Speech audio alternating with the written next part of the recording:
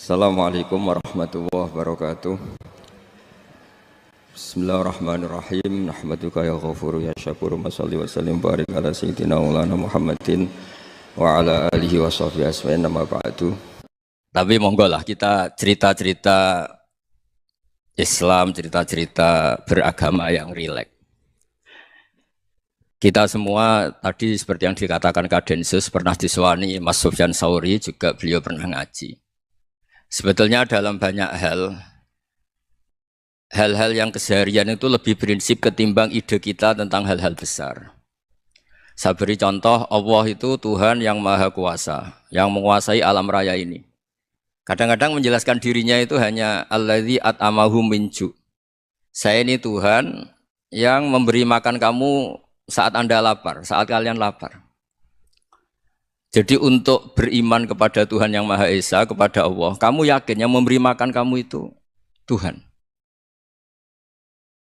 Apapun kecewanya Anda terhadap tetangga, terhadap negara, terhadap mertua, terhadap istri, itu kecewa Anda tidak akan mati. Tapi kalau tidak makan itu mati. Sehingga Allah mensifati dirinya kadang pakai keseharian. Alladzi at'amahum min ju'. Tuhan itu siapa? Yang memberi makan kamu ketika lapar. Tapi kamu untuk syukur itu nunggu punya istri cantik, neriman, gampang diatur, membolehkan poligami.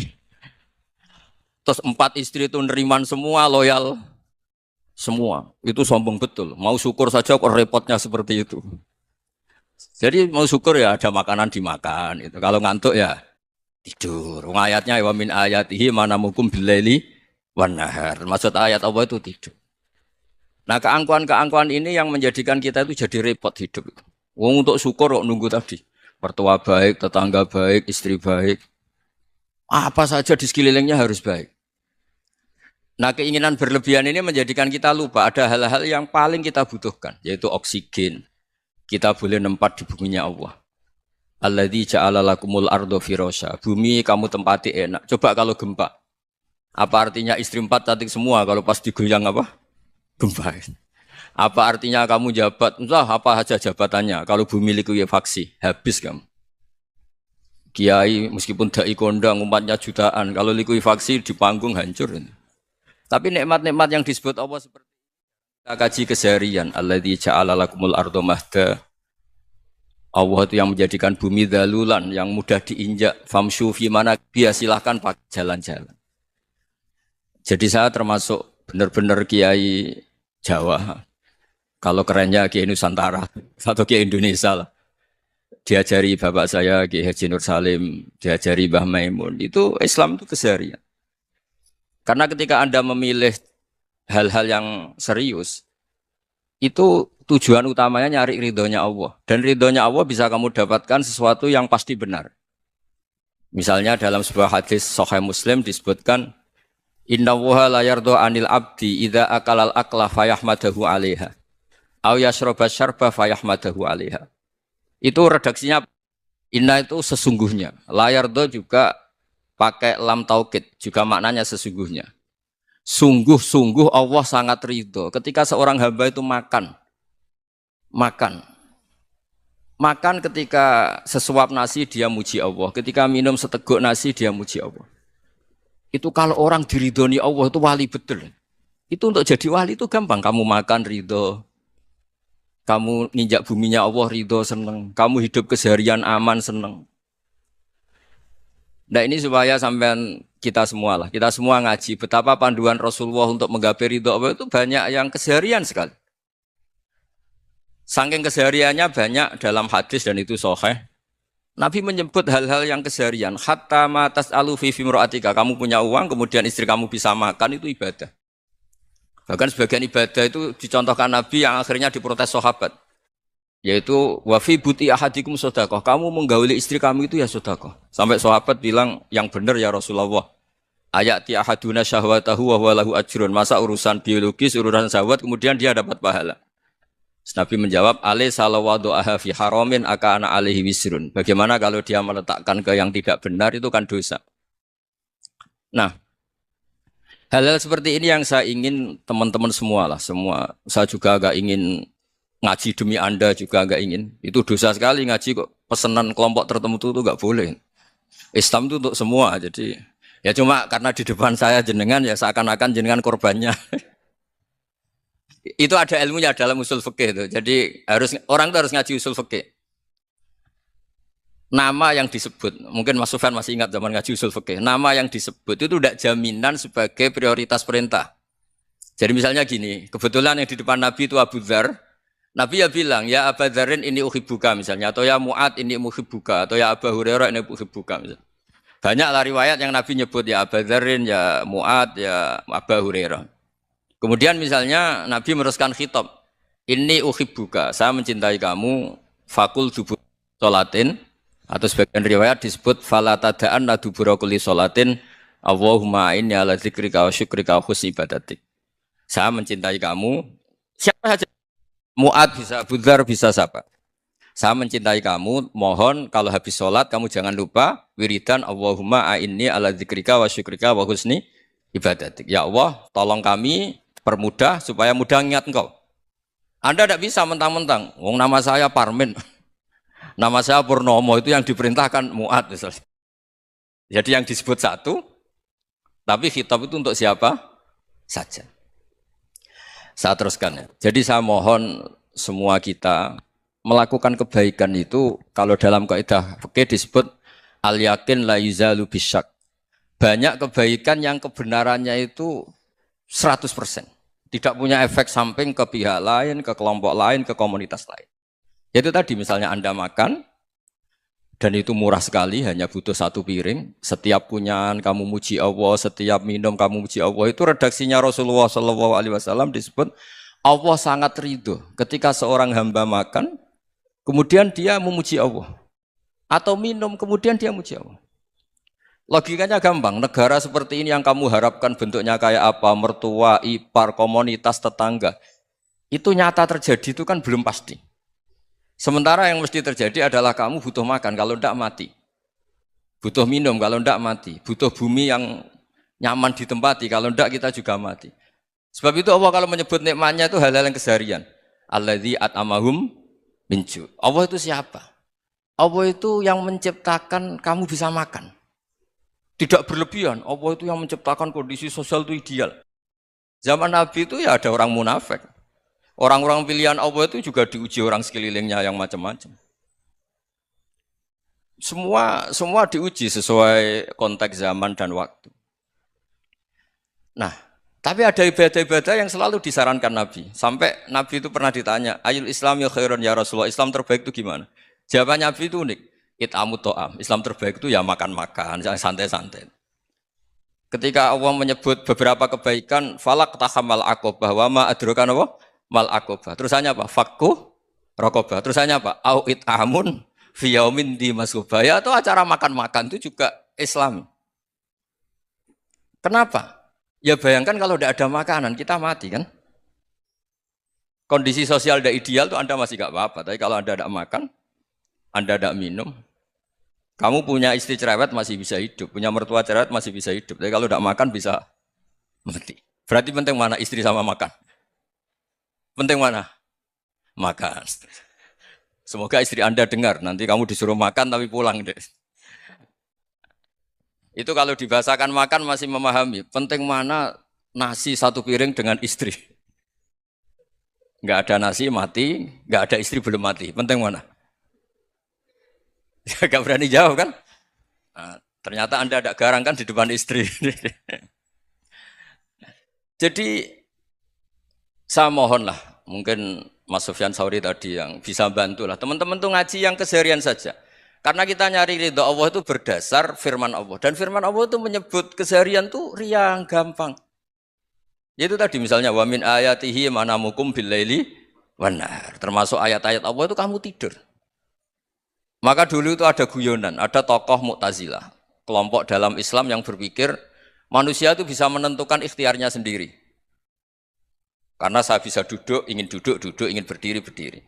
Karena kelompok ini nggak terima kalau semua kehendak Allah, nanti bagaimana kalau semua kehendak Allah kok ada hisab, ya ada sanksi. Lucunya itu, dia akhirnya, ini cerita ya, mencintai seorang perempuan, cantik sekali. Dan itu dia menjadi ahli sunnah itu oleh hal-hal yang sepele. Karena istrinya cantik, Ya namanya suami istri itu hubungan intim. Terus ditanya, Mas, masih ingin lagi? Masih. Silahkan diulang lagi. Wah ya tidak bisa. Katanya manusia bisa menentukan yang diinginkan. Itu tobat itu. Itu nggak bisa ditobatkan Mas Sufyan Ats-Tsauri. Orang cantik yang mudah nobatkan orang itu orang cantik. Segampang itu. Akhirnya kita tahu, makanya kalau dalam kitab Hikam itu disebut al-aqil mayakul madza yaf'alu wa hubi wal ghafil mayakul madza af'al. Orang yang punya akal karena sadar ini wilayah Allah, semua milik Tuhan. Itu dia tiap hari berpikir, besok Allah akan melakukan apa terhadap dunia ini. Kamu merencanakan suatu mau plesir ternyata gempa. Mau wisata ke Rusia ternyata perang. Kamu tidak pernah tahu apa yang akan terjadi besok. Wa ma tadri nafsum madza taksibu ghada. Tapi Anda semua kita ini sering punya jadwal permanen. Makanya saya kalau diundang siapa saja, sana takdir. Yang jelas Gus ini acara penting.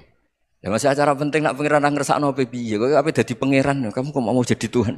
Itu kadang ya kiai gitu. Penting Gus acara ini jenengan harus memastikan bisa. Loh kamu itu yang ngajarin tauhid, sesuatu itu biadillah kok bilang-bilang apa pasti. Kalau maksa terus tak tobatkan dong kamu kata saya itu. Ya kalau gitu Gus bilang insya Allah. Wah itu hati saya, fisik saya, roh saya sudah bilang insya Allah. Tidak usah kamu latih kata saya. Nah hal-hal tauhid keseharian itu gampang sebetulnya. Wal ghafil yaqulu madza af'al. Tapi orang yang lupa Allah dia setiap hari bilang besok apa? Kita bisa melakukan apa? Seakan-akan dia itu aktor, dia penting, dia subjek permanen, dia. Padahal kita ini hanya objek kehendak Allah Subhanahu wa taala. Karena kita yakin sesuatu yang terjadi di alam raya ini kita tidak bisa apa-apa. Makanya saya sering ngaji, sering bilang saya. Ketika Anda mensifati Allah, Dia yang menghidupkan. Sudah itu tanamkan sehingga ketika kita mati santai saja. Kenapa santai? Allah punya cara menghidupkan kita. Zaman kita hidup juga gak tahu caranya ngelola jantung, ngelola paru-paru. Kamu juga gak tahu ngelola oksigen yang tidak beracun, tidak mengandung polusi. Tahu-tahu hidup. Gak ingin tua ya tahu-tahu tua. Gak ingin mati tahu-tahu mati. Selama ini kita hidup juga gak tahu apa sebetulnya. Hanya gaya tok, punya jadwal, punya planning. Kalau kamu bisa menentukan pilihan Anda, pasti Anda istrinya cantik, 4 neriman semua, kona'ah semua. Nyatanya enggak kan? Ada 1 jelek, cerewet. Wah itu kan, nyatanya enggak bisa apa-apa Anda kan? Dan kamu bawa mati lagi. Itu kan, istri Anda juga gitu, punya keinginan, punya suami yang ganteng, yang jabat, yang neriman, yang enggak poligami. Ya enggak kesampaian juga. Kalau kita ngitung tingkat kegagalan kita itu gagal terus. Ya kan? Nah, terus ingat Allah. Madza yaf'alu wa bi. Orang yang punya akal selalu berpikir Allah itu menghendaki apa terhadap saya.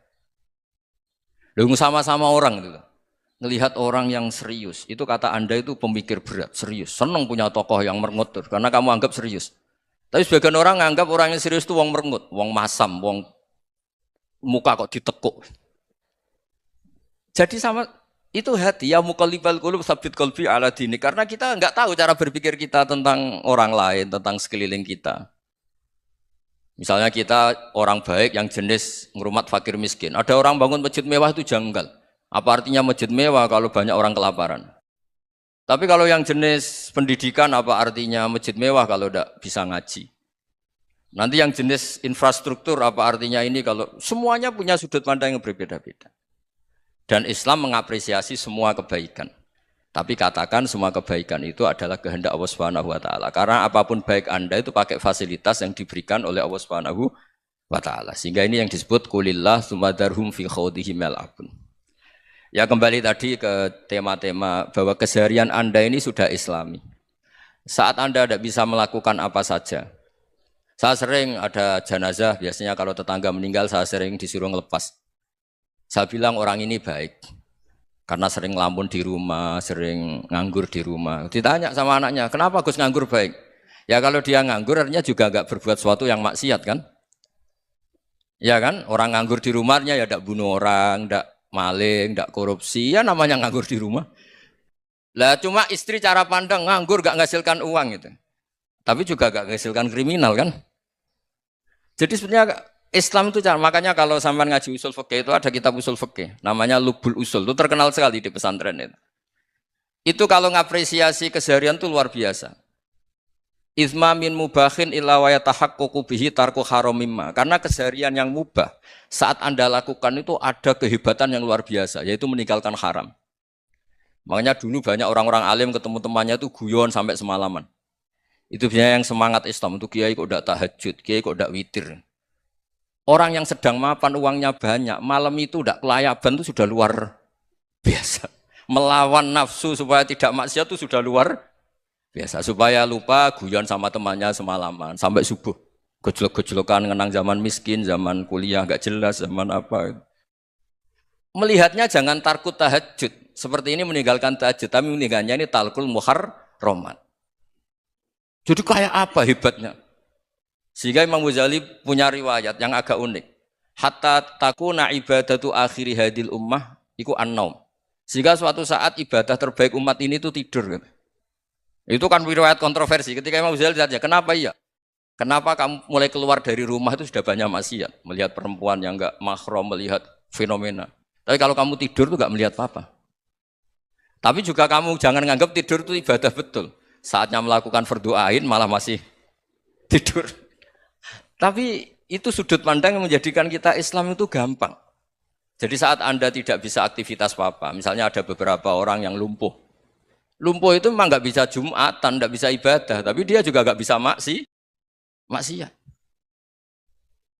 Tidur itu memang Anda saat itu tidak bisa tahajud, tidak bisa witir, tapi saat itu ada zina, ada maling, tidak gosipkan orang, tidak bully orang, tidak menanamkan kebencian, tidak hasud. Sehingga tidur menurut Allah Ta'ala wa min ayatihi manamukum billaili apa? Wan-nahar. Karena di tidur itu selain ada unsur istirahat, jaga kestamina, juga ada unsur meninggalkan beberapa keburukan. Nah saya mohon ibadah yang keseharian ini kita jaga. Supaya kita semua baca ayat itu fasih. Fasih itu tertanam di hati. Allah itu siapa?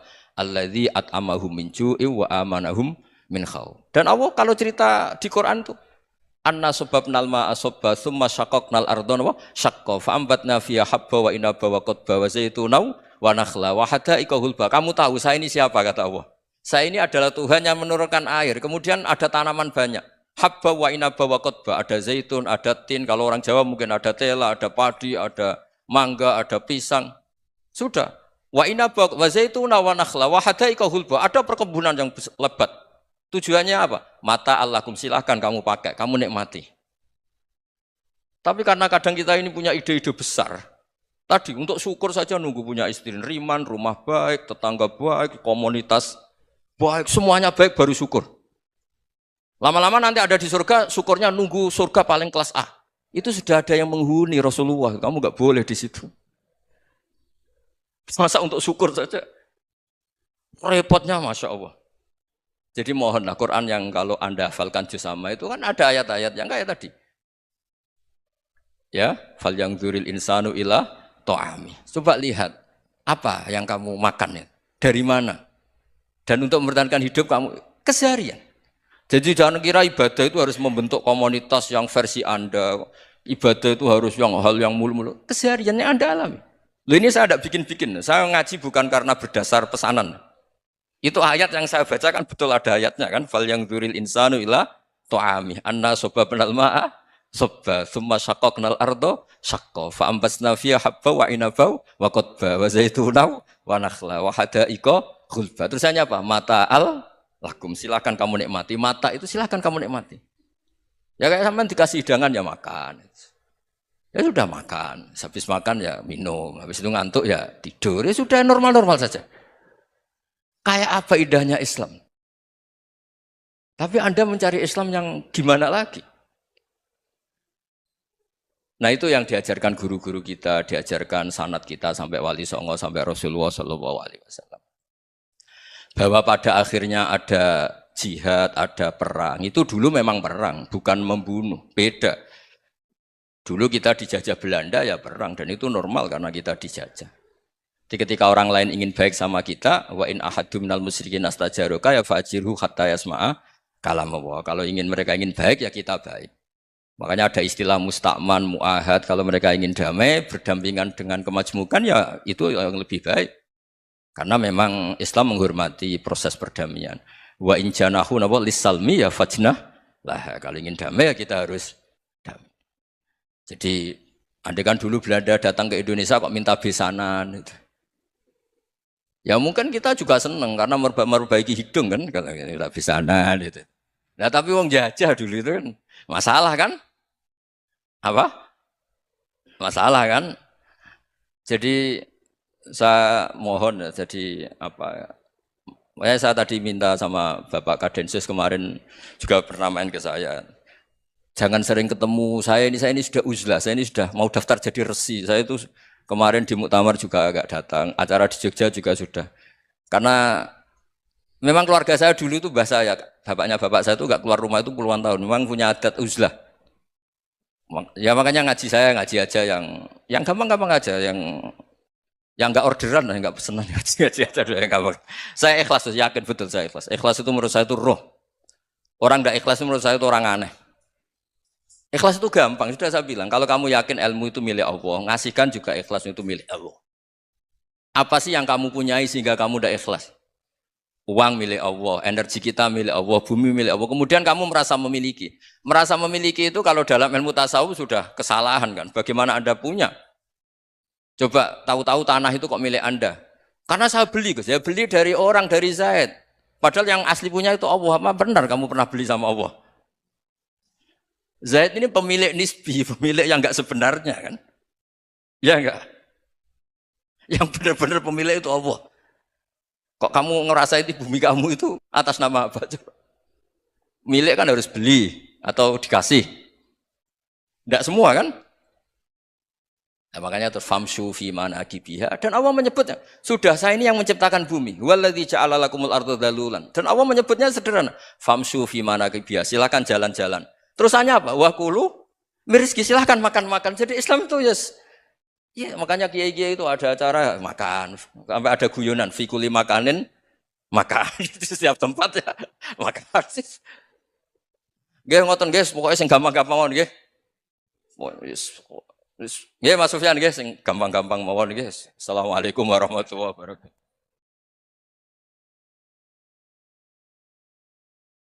Perasaan saya juga seluruh ulama di dunia. Saya ulang lagi, perasaan saya juga seluruh ulama di dunia.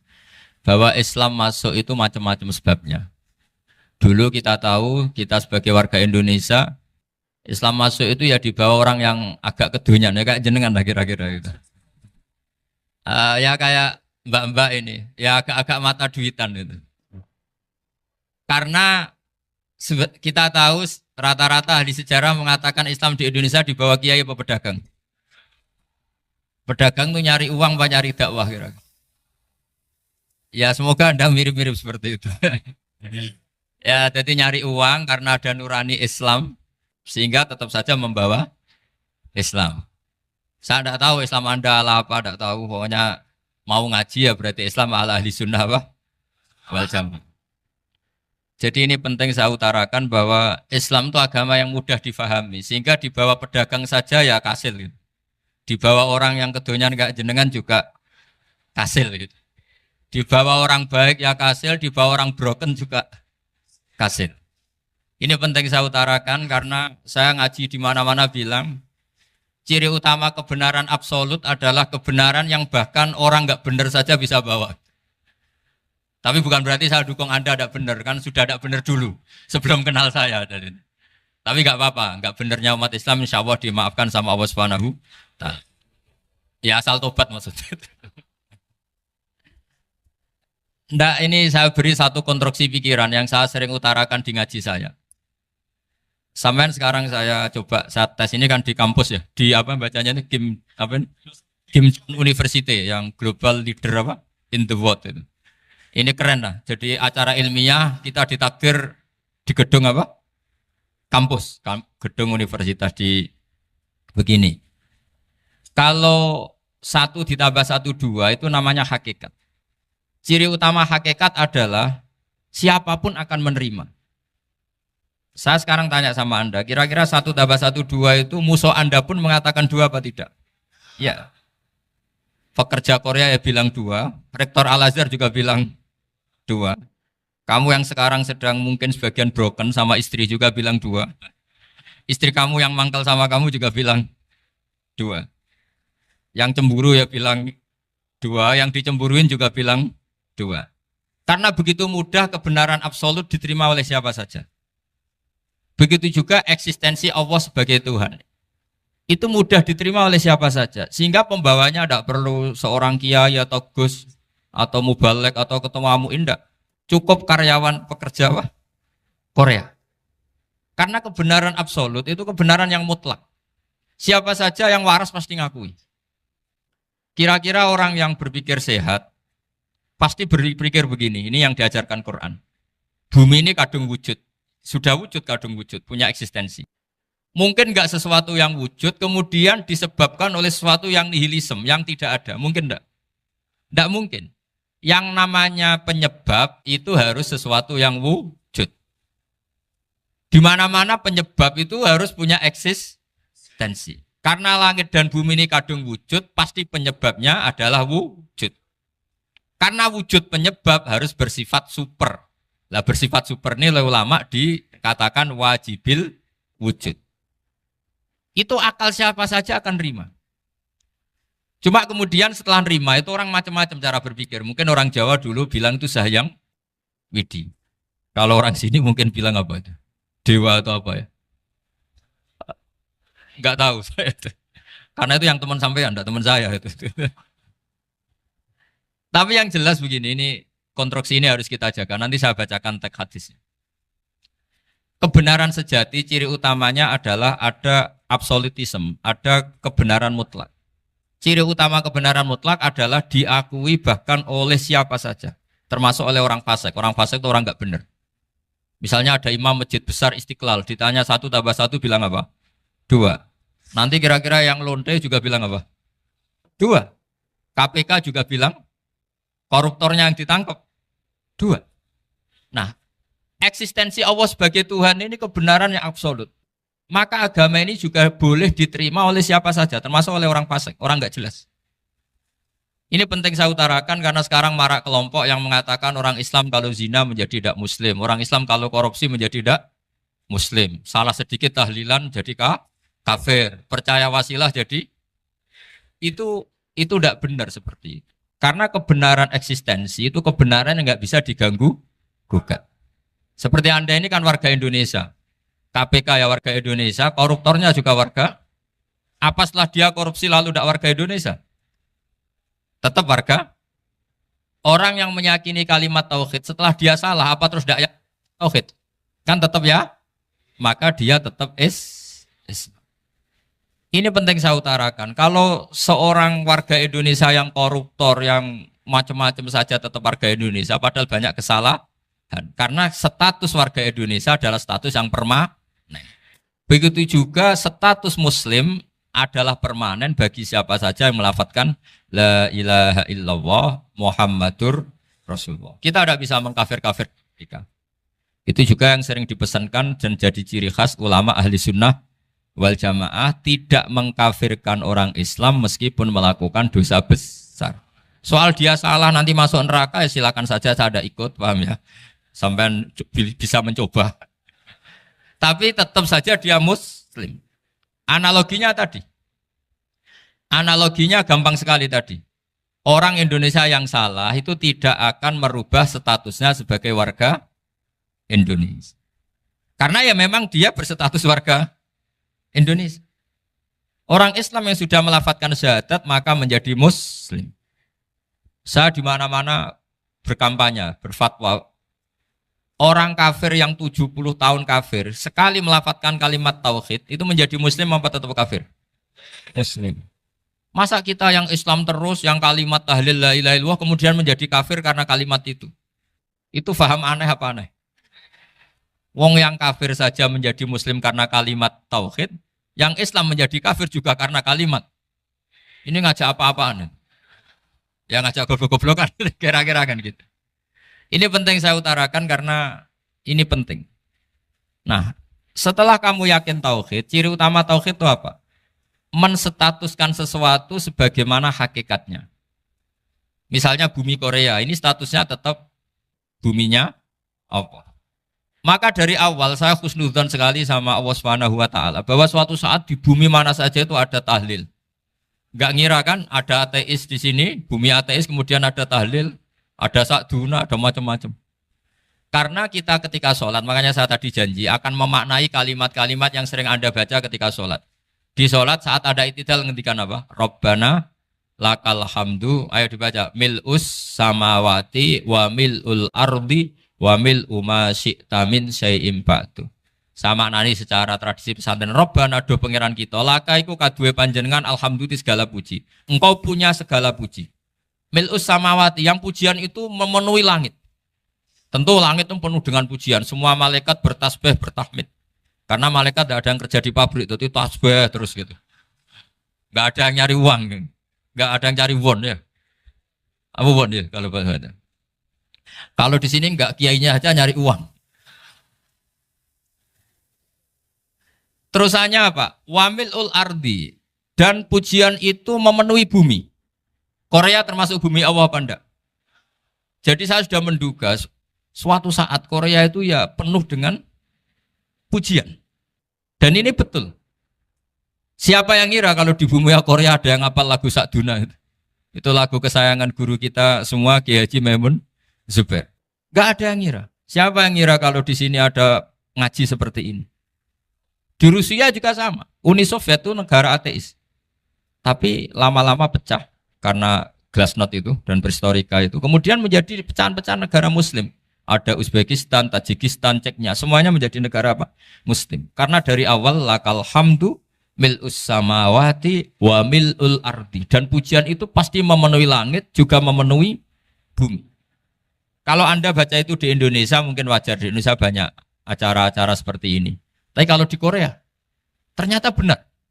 Dan Anda ini kalian semua termasuk pembuktian benarnya wa mil'ul ardi. Keren kan teman?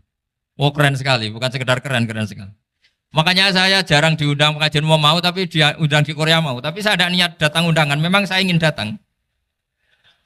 Jadi, ya karena itu. Ini bentuk penghormatan saya. Bentuk penghormatan saya bahwa pada akhirnya benar-benar lakal hamdu mil'us samawati wa mil'ul ardi. Jadi Anda tidak perlu pesimis, dulu Indonesia juga seperti itu. Banyak Buddha, Hindu, semacam ateisme. Kemudian berkatnya para ulama sekarang jadi negara yang mayoritas Muslim. Korea, barokahnya orang-orang kedonyan seperti ini banyak Islam itu. Enggak apa-apa. Karena sebagian agama Islam, sebagian sejarah ditulis di bawah pedagang-pedagang Gujarat. Kira-kira orang Gujarat ke Indonesia dulu yang namanya pedagang cari apa? Uang. Tapi namanya orang Islam, hatinya tetap adanya tauhid. Nyari uang ya tetap sambil dakwah. Kalau yang ke Korea langsung kiai mungkin tidak seramai ini Islam. Karena kalau kiai datang langsung dicurigai jadi misionaris. Jadi ribet malah. Tapi kalau sampean nggak ada yang curiga. Namanya pekerja, pekerja saja nyari uang. Dan itu memang fakta. Cuma kadang ya sadar terus ya bagus lah seperti itu. Nggak apa-apa. Maksud saya ini saya memberi support, memberi tasjek bahwa Allah itu luar biasa. Jadi kalau ingin menyebarkan agamanya macam-macam. Kadang kiai tidak bisa mengislamkan orang, itu anak-anak mahasiswa pacaran, itu banyak yang pacarnya itu masuk Islam. Tapi sampean jangan bilang pacaran halal, ya tidak pernah halal. Tapi Allah kalau menghendaki memberi hidayah itu jalannya macam-macam. Ada yang lewat kerja, coba yang bayangkan ada tahlilan di Korea itu semua kiai tidak pernah bayangkan. Tapi setelah banyak pekerja di sini, kemudian mereka insaf atau sedang insaf, tidak tahu ini. Sampai kapan insafnya juga tidak tahu. Tapi yang jelas ini hebat. Ini apa? Hebat. Tahu-tahu ya seperti ini. Makanya iman saja Rabbana lakal hamdu mil'us samawati wa mil'ul ardi. Masih ditambahi wa mil'u ma syi'ta min syai'im ba'du. Karena Allah itu zat yang tidak terperikan, zat yang tidak terbatasi. Maka pujian di langit dan bumi ini masih kurang. Masih ada apa saja yang nanti akan dipenuhi oleh pujian kepada Allah Subhanahu wa ta'ala. Wa mil'u ma syi'ta min syai'im ba'du. Dan pujian kepada Engkau ya Allah akan memenuhi semua ruangan yang Engkau kehendaki. Mungkin suatu saat negara-negara yang sekarang yang paling minim Islam itu di Amerika Selatan. Kayak di Argentina dan sebagainya. Itu nanti suatu saat nanti suatu saat juga penuh dengan pujian karena tetap Rabbana lakal hamdu mil'us samawati wa mil'ul ardi wa mil'u ma syi'ta min syai'in ba'd. Saya di Jogja setiap akhir ngaji saya ajarin wiridan. Mungkin wiridan ini tidak asing bagi jenengan karena sering saya baca. Subhanallah wa bihamdihi adada khalqihi wa ridha nafsihi wa zinata arsyihi wa midada kalimat. Bahwa kita memuji Allah itu adada khalqi sesuai jumlah makhluk Allah. Semua makhluk Allah meskipun kelihatannya mengecewakan, ini semuanya memuji sama Allah Subhanahu wa taala. Meskipun kadang kita kecewa, kadang kita tidak cocok. Coba barokahnya Anda ini agak-agak kecewa gitu dengan Indonesia karena nggak menyediakan lapangan kerja untuk Anda. Tapi ya nggak kecewa-kecewa amat ya, agak-agak saja. Karena Anda tetap semua mencintai Indonesia. Gara-gara agak-agak kecewa cari negara lain. Akhirnya di Korea, ada yang di Jerman, ada di Inggris. Tapi bawaan pernah ngaji di musola, Islam ini ke bawah. Sehingga karena Islam ini ke bawah, tahu-tahu ada komunitas yang memikirkan Islam. Umumnya orang mikir Islam itu ya bikin masjid. Kalau di Korea unik, nyewa apa? Nyewa gedung untuk masjid. Itu kalau diceritakan di Indonesia aneh. Ini masjid sewaan. Masjid. Tapi kalau di sini lazim karena kalau beli mahal ya cukup sewa. Saya tidak tahu kalau dalam terminologi agama tempat Anda sujud ini nanti jadi saksi di akhirat. Itu yang permanen apa yang sewaan tidak tahu. Jadi nanti bumi ini tanya, ya saya ya Allah pernah dipakai sujud, tapi setelah 1 tahun nggak kuat menambah lagi. Makanya saya dukung tadi yang ada gerakan masjid apa. Sebenarnya permanen nggak permanen itu tetap bagus, tidak usah memaksakan. Yang jelas saya sudah ikut nyumbang lelang tadi, dan saya berharap uang itu benar-benar untuk masjid. Kalau untuk takmirnya juga nggak apa-apa, yang penting untuk menghidupi masjid. Saya juga termasuk kiai yang nggak suka kalau hukum itu terlalu fanatik. Misalnya uang ini untuk masjid, kemudian imamnya diterlantarkan. Karena alasannya ini untuk masjid. Imam kan tidak masjid. Nah ini kalau imamnya nggak diservis, kemudian mutung terus pulang ke Indonesia. Ini jadi masalah. Tapi saya juga nggak suka kalau ada negara gitu. Betul-betul saya tidak suka. Yang imamnya itu terlalu diservis. Ini buruk sekali kan. Pernah ada anekdot, ini anekdot tapi nyata. Ada negara yang sangat sehat, Islamnya sangat sehat. Itu imamnya 1 bulan tuh digaji 70 juta. Kira-kira 70 juta dibagi 1 hari berapa? 5 sholat ya? 5 kali 30 berapa? Kira-kira saja. 150. Berarti per sholat dapat berapa ya? Kira-kira. Kan biasa potong gaji kalau... Berapa kira-kira? Singkat cerita, si kiai dari luar negeri tadi cerita apa Indonesia? Kiainya miskin-miskin, datang ke masjid kan kadang pakai ontel, adzan sendiri, qomat sendiri, sholat sendiri kadang. Itu nasib orang-orang Sragen dan Salatiga sebagian. Itu yang lapor karena mereka itu. Kalau Rembang insya Allah enggak. Tapi ada semuanya Salatiga, sebagian begitu. Itu yang cerita kiainya, bukan ini bukan hoax, memang kiainya cerita. Nasib kiai di Salatiga Gus katanya. Itu digojlok, tapi tetap sholat. Sehingga cerita orang tadi cerita, imamnya di sana naiknya Mercy, muadzinnya pakai BMW. Itu tetangga sebelah Indonesia banyak yang fasilitas imam seperti itu.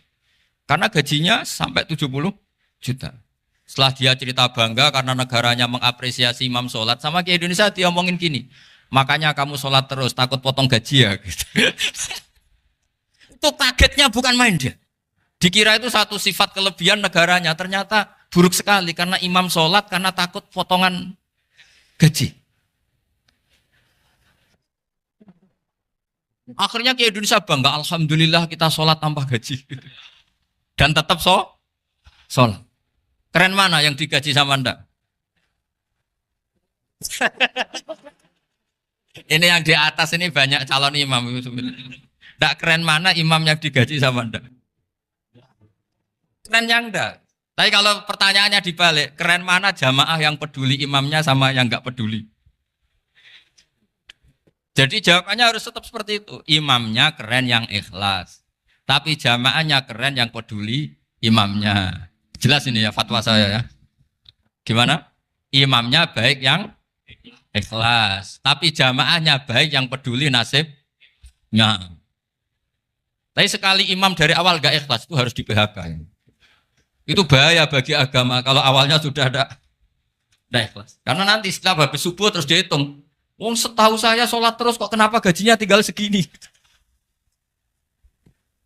Ya, setahu saya sholat terus kok gajinya tinggal segini. Terus nanti takmirnya bilang, kemarin duhur Pak Yai tidak ngimamin. Kemarin asar tidak ngimamin. Terus dihitung. Bisa enggak agama akan berjalan seperti itu? Enggak kan? Ya makanya pertanyaannya tadi, suka atau punya imam ikhlas? Suka. Tapi imamnya juga suka kalau jamaahnya peduli.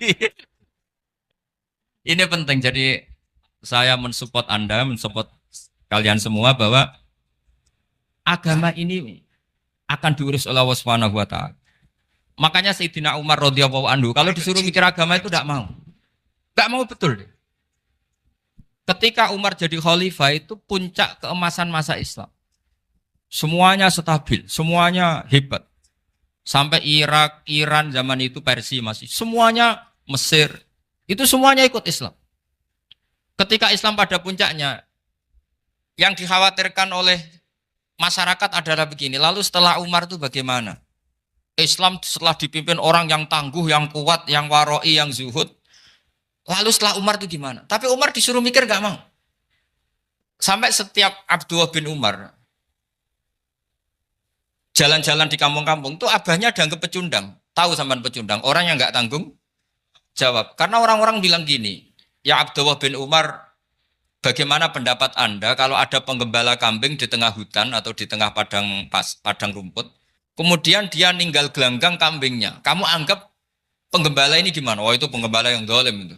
Pasti kalau kambing ditinggal ya kacau. Apalagi ini ummatu Rasulullah Shallallahu Alaihi Wasallam. Ini abah kamu tidak pernah wasiat, tidak pernah ngatur suksesi. Lalu Islam setelah dia bagaimana? Suruh dia ngomong penggantinya siapa? Karena beliau sudah sepuh harus ada suksesi. Akhirnya Abdullah bin Umar lapor ke Umar. Ini gimana bah orang mengkomplain begini, begini, begini. Apa kata Umar? Agama itu beda dengan kambing katanya. Agama itu milik Allah Subhanahu. Mbok saya pikir, tidak saya pikir tetap jalan. Nah ini terbukti. Jangan ulama ya ndak, mufti ya ndak, tapi bisa menjalankan agama. Kalau agama sampean pikir malah rusak. Sudah pokoknya lakukan saja, tidak usah dipikir. Akhirnya betul. Karena agama ini milik Allah. Soal kita serius memikirkannya itu karena khidmah. Karena kita ingin berbakti pada agama. Tapi Anda tidak boleh berpikir kalau agama ini butuh pemikiran Anda. Beda loh ya. Kita khidmah agama serius karena kita ingin mengkhidmai agama. Tapi agama ini tidak pernah butuh kita. Karena agama ini akan diurus oleh Allah Subhanahu. Coba pas sampean kecil, orang jilbaban di Indonesia itu banyak apa banyak sekarang? Banyak sekarang. Kiainya mutu orang dulu apa mutu orang sekarang? Tapi perkembangan Islam itu ramai sekarang apa ramai dulu? Ramai sekarang. Islam menyebar di seluruh dunia itu zaman Wali Songo, zaman sampean keren mana? Keren sekarang. Kualitas solehnya sampean sama Wali Songo? Wali Songo. Ini betul.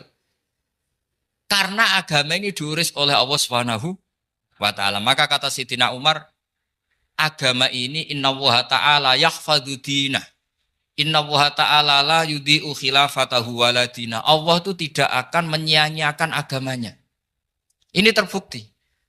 Agama ini pernah dipimpin orang terbaik di dunia, yaitu Rasulullah Shallallahu Alaihi Wasallam. Ketika beliau intakola ila rofiqil ala, ketika beliau pindah ke alam sana, diteruskan oleh sahabat yang tentu jauh di bawah Rasulullah. Diteruskan tabiin, diteruskan para wali songo, diteruskan sayang sampean yang jauh di bawah wali songo. Sejauh-jauhnya. Tapi agama jalan sampai Korea. Agama jalan sampai apa? Dulu Wali Songo itu hanya sampai Mojokerto, sampai Tulungagung. Di bawah sampean, Kelayaban sampai mana ini? Korea. Coba kalau Allah tidak ngurus, nggak bisa. Yang gerakkan hatinya sampean peduli sama masjid siapa? Allah Subhanahu wa taala. Yang menggerakkan hati sampean peduli sama agama siapa? Tapi yang menggerakkan sampean ke Korea apa? Uang kan?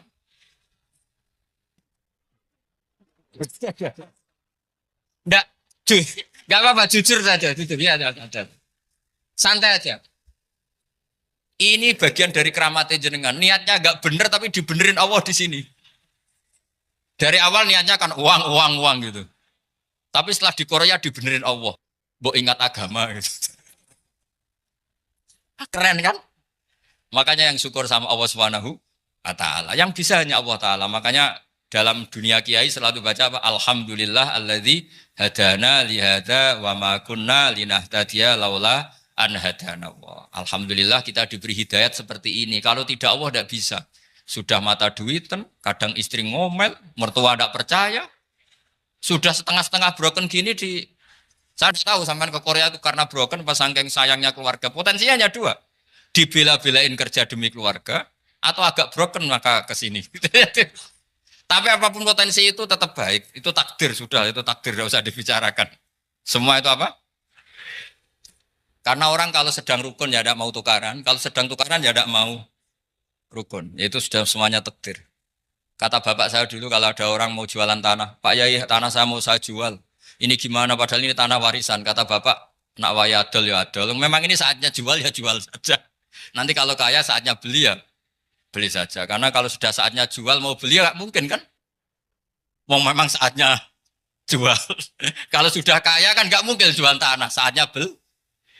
Maka semoga masalah di keluarga sampean ya masalah musiman. Maksudnya yang tukarannya ini musiman. Yang rukunnya permanen. Jangan tukarannya permanen, rukunnya musiman. Setelah melihat yang lebih cantik, katut babon, nggak tahu saya nggak tahu.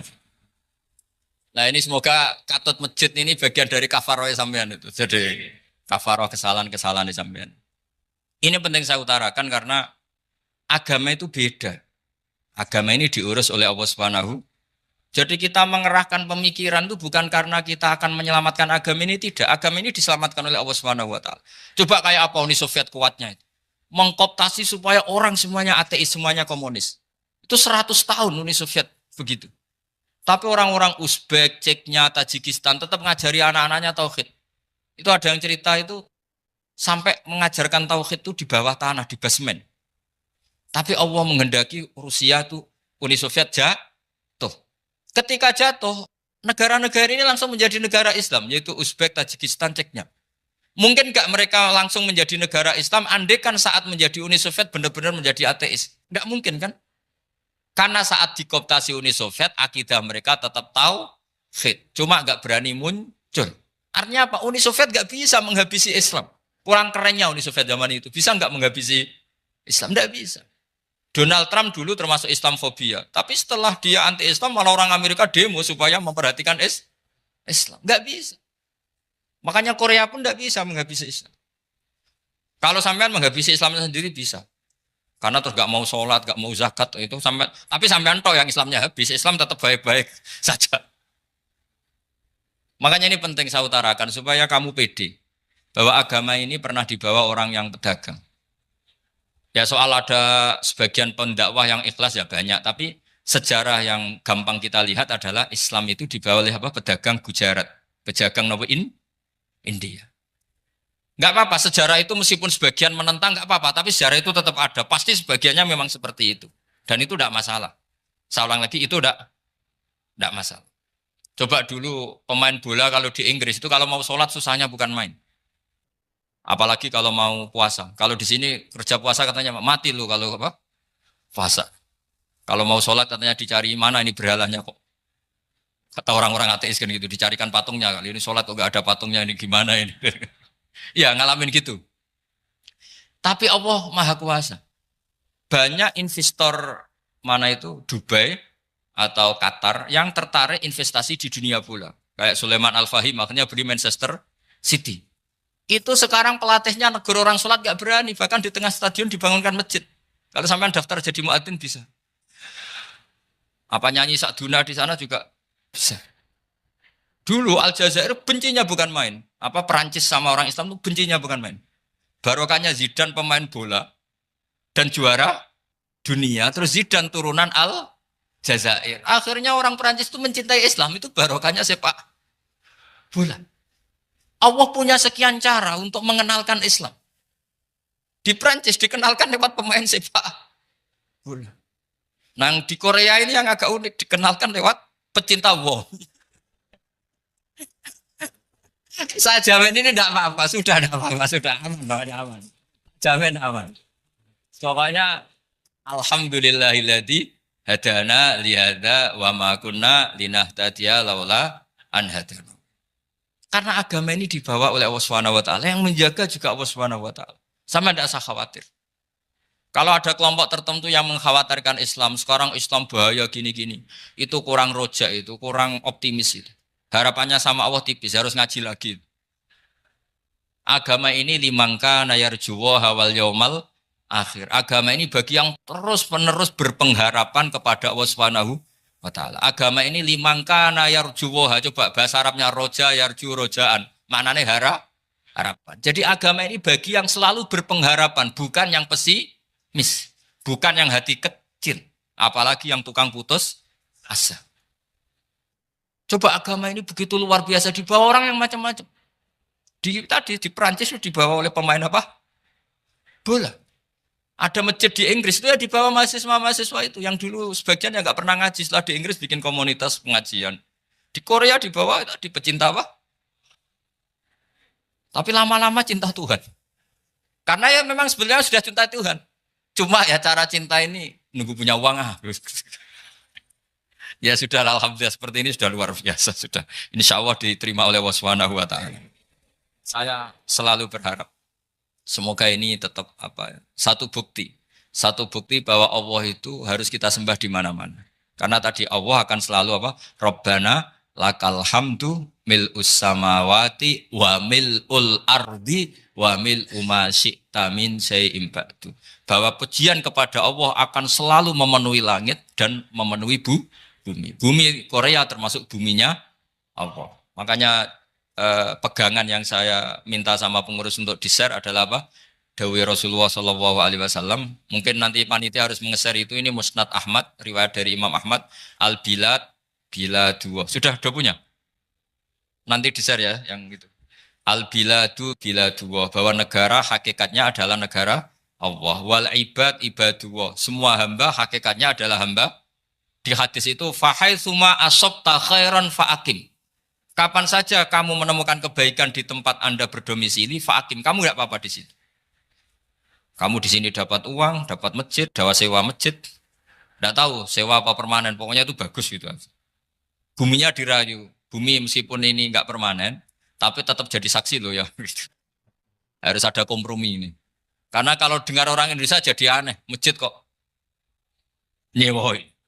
Tapi aneh di Indonesia, ada aneh di sini. Sampean tenang saja. Tentu malaikat pencatat di sini juga sudah tahu kalau sebagian masjid itu sewaan. Jadi ya ada eskal-eskal amat lah, sudah. Nggak janggal-janggal amat karena kondisional Jadi saya nanti minta panitia supaya mengeser tadi hadis riwayat siapa? Imam Ahmad bin Hambal yang diriwayatkan oleh salah satu minal asroh al-mubasyarina bil jannah, yaitu Zubair bin Awam. Nabi ngendikan al-biladu biladullah. Negara mana saja adalah negara Allah. Wal ibad ibadullah, semua hamba adalah hambanya Allah. Fahai suma asobta khairan, di mana saja kamu mendapatkan kebaikan, fa'akim, kamu tidak apa-apa berdomisili di situ. Ya saya mohon ini penting sekali. Pokoknya saya mohon kalimat tauhid ini dijaga. Karena kalimat tauhid ini kata semua ulama, kasajaratin thayyibatin asluha sabitu wa far'uha fis sama. Dan kalimat tauhid ini pasti tu'ti ukulaha kullahinim bi'idni rabbiha. Kalimat tauhid yang dibawa umat Islam seluruh dunia. Meskipun dia orang fasik, orang enggak benar, tetap tu'ti ukulaha kullahinim bi'idni rabbiha. Kalimat ini akan membawa berkah bagi orang yang dihinggapi atau didomisili umat Islam. Coba sebagian nanti orang Korea menjadi muslim itu karena di sini ada komunitas pekerja muslim, kemudian menyisakan asarul Islam. Jejak-jejak Islam. Enggak apa-apa. Pasti kalimat ini tu'ti ukulaha kullahinim bi'izni rabbiha. Jadi kalimat tauhid adalah kalimat yang kata Allah tu'ti ukulaha kullahinim bi'izni rabbiha. Anda tidak usah khawatir. Bahwa apa yang Anda lakukan apapun kecilnya akan ditulis oleh Allah Subhanahu wa taala. Kata Allah wa naktubu ma qaddamu wa atharahum. Gimana di surat Yasin itu? Inna nahnu nuhyil mauta wa naktubu ma qaddamu wa atharahum. Saya bisa menghidupkan orang mati dan semua amal kalian saya tulis, kata Allah. Wa atharahum, dan jejak-jejak yang pernah kalian lakukan juga ditulis. Tak terangno kowe nek ora paham kok nek mlebu swarga dadi paham. Dadi iki pilihane ku loro. Dadi nek kowe saiki ra paham kok ning swarga paham. Nah saiki paham kesuk ben mlebu neraka dadi ra paham. Dadi mun ra usah direncana mlebu napa? Neraka wae mlebu dhewe ra usah direncanakno mun.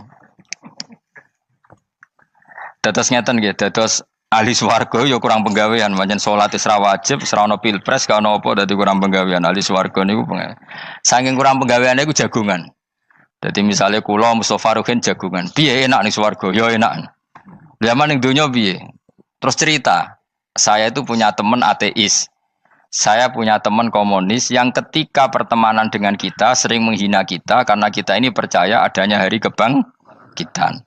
Teman saya itu sering melecehkan idza mitna wa kunna turaba wa idzaman aina lamadinun. Masa kita sudah jadi debu, jadi tulang belulang, kemudian kita akan dibalas amal-amal kita. Jadi singkat cerita, ini nunjukno nak wong soleh oleh kancanan wong dolim. Ya ini catatan ya bahwa orang soleh itu zaman ning dunya oleh kancanan wong napa? Dolim. Buktinya yang soleh ini masuk surga. Kemudian kenangannya punya teman ateis. Zaman di dunia punya teman apa? Ateis. Entah temannya itu teman kerja atau teman kantor. Tentu tidak teman dalam akidah. Mungkin akidahnya tetap kita Islam, mereka ateis. Tapi teman, entah faktor kantor, entah faktor profesi, entah faktor kerabat. Tapi yang jelas si orang penduduk surga ini punya kenangan, kami dulu punya teman ateis. Ini kanali korin. Yang teman saya yang anti Tuhan itu mengatakan, melecehkan saya, aidza mitna wa kunna turaba wa idzaman aina lamadinun. Masa kita sudah jadi debu, jadi balung, tulang belulang, kemudian kita dihisab. Atau kita nanti ada hari balasan. Nah terus ketika jagungan ini, tadi saya bilang ahli swarga kurang penggawean. Lah piye delok piye? Jare kanca-kancane, moh aku ora melok di kanca. Jadi fayaquluna lah. Jadi ketika Ruhin muni ape delok jare Mustofa, jare Kifat, moh aku gak kancaku, delok dhewe jare. Lah si Ruhin kan wong kurang penggawean, mulai ning donya sampe ning swarga. Terus delok. Terus fattala'a fara'ahu fi sawail jahim. Bareng dekne delok roh kancane kejet-kejet ning neraka. Seneng dekne. Jadi wong nak hasud tu nanti ning swarga aja hasud. Seneng terus muni ngene, tawahi ing kita laturdin. Dulu kamu hampir saja menyesatkan saya. Artinya zaman dia ateis sempat ngerayu supaya Ruhin dadi napa? Ateis. Kowe Islam ya tetep kere, melok ateis ae. Wis kere, zina rawani, maling rawani gak enak. Soalnya sering dirayu-rayu gitu. Makanya bilang apa? Tawahi ing kita laturdin, kamu zaman di dunia hampir saja menyesatkan saya. Walau la ni'matu rabbi lakuntu minal muhdharin. Kalau saja saya tidak diberi nikmat Allah, aku kelakuanku ya koyo kowe, akhirnya masuk neraka koyo kowe. Nah, terus ada soalu taladzudin. Dia tanya tapi saking senenge. Afama nahnu banyitin. Coba lihat saya sekarang. Apa saya sekarang mati? Tidak kan, saya tidak mati kan. Cuma mati pertama saja, mati zaman di dunia. Sekarang saya hidup lagi. Artinya kamu yang dulu memungkiri ada kehidupan, dulu aku saiki tidak mati. Ternyata saya sekarang hidup dan dapat nikmat kowe ning neraka. Dadi ku nunjukno sunnahe manusa iku ora puas nak ora ngalahno musuhe. Nganti ning swarga iku urung lega nah. Dadi manusa iku hasudnya itu terlembagakan sampai akhirat. Jadi wong-wong sing tahu dimaki-maki kubu sebelah, iku nak kubu sebelah mlebu neraka, iku kowe ning swarga gak marem nak gak delok. Dadi hasud iku ya seru no. Dadi nak kula pun mboten, makome mboten nonton, kula mboten. Niku makome Ruhin barang dadi lari lho kan dinyak melarat, gendut, kriting mangkel. Kudu menangi sing ngenyak mlebu neraka. Aja sampe sing ngenyak kita mlebu swarga kene mlebu neraka. Wah. Gak puas ya, no? Makanya gambarannya Quran itu manusia tetap manusia.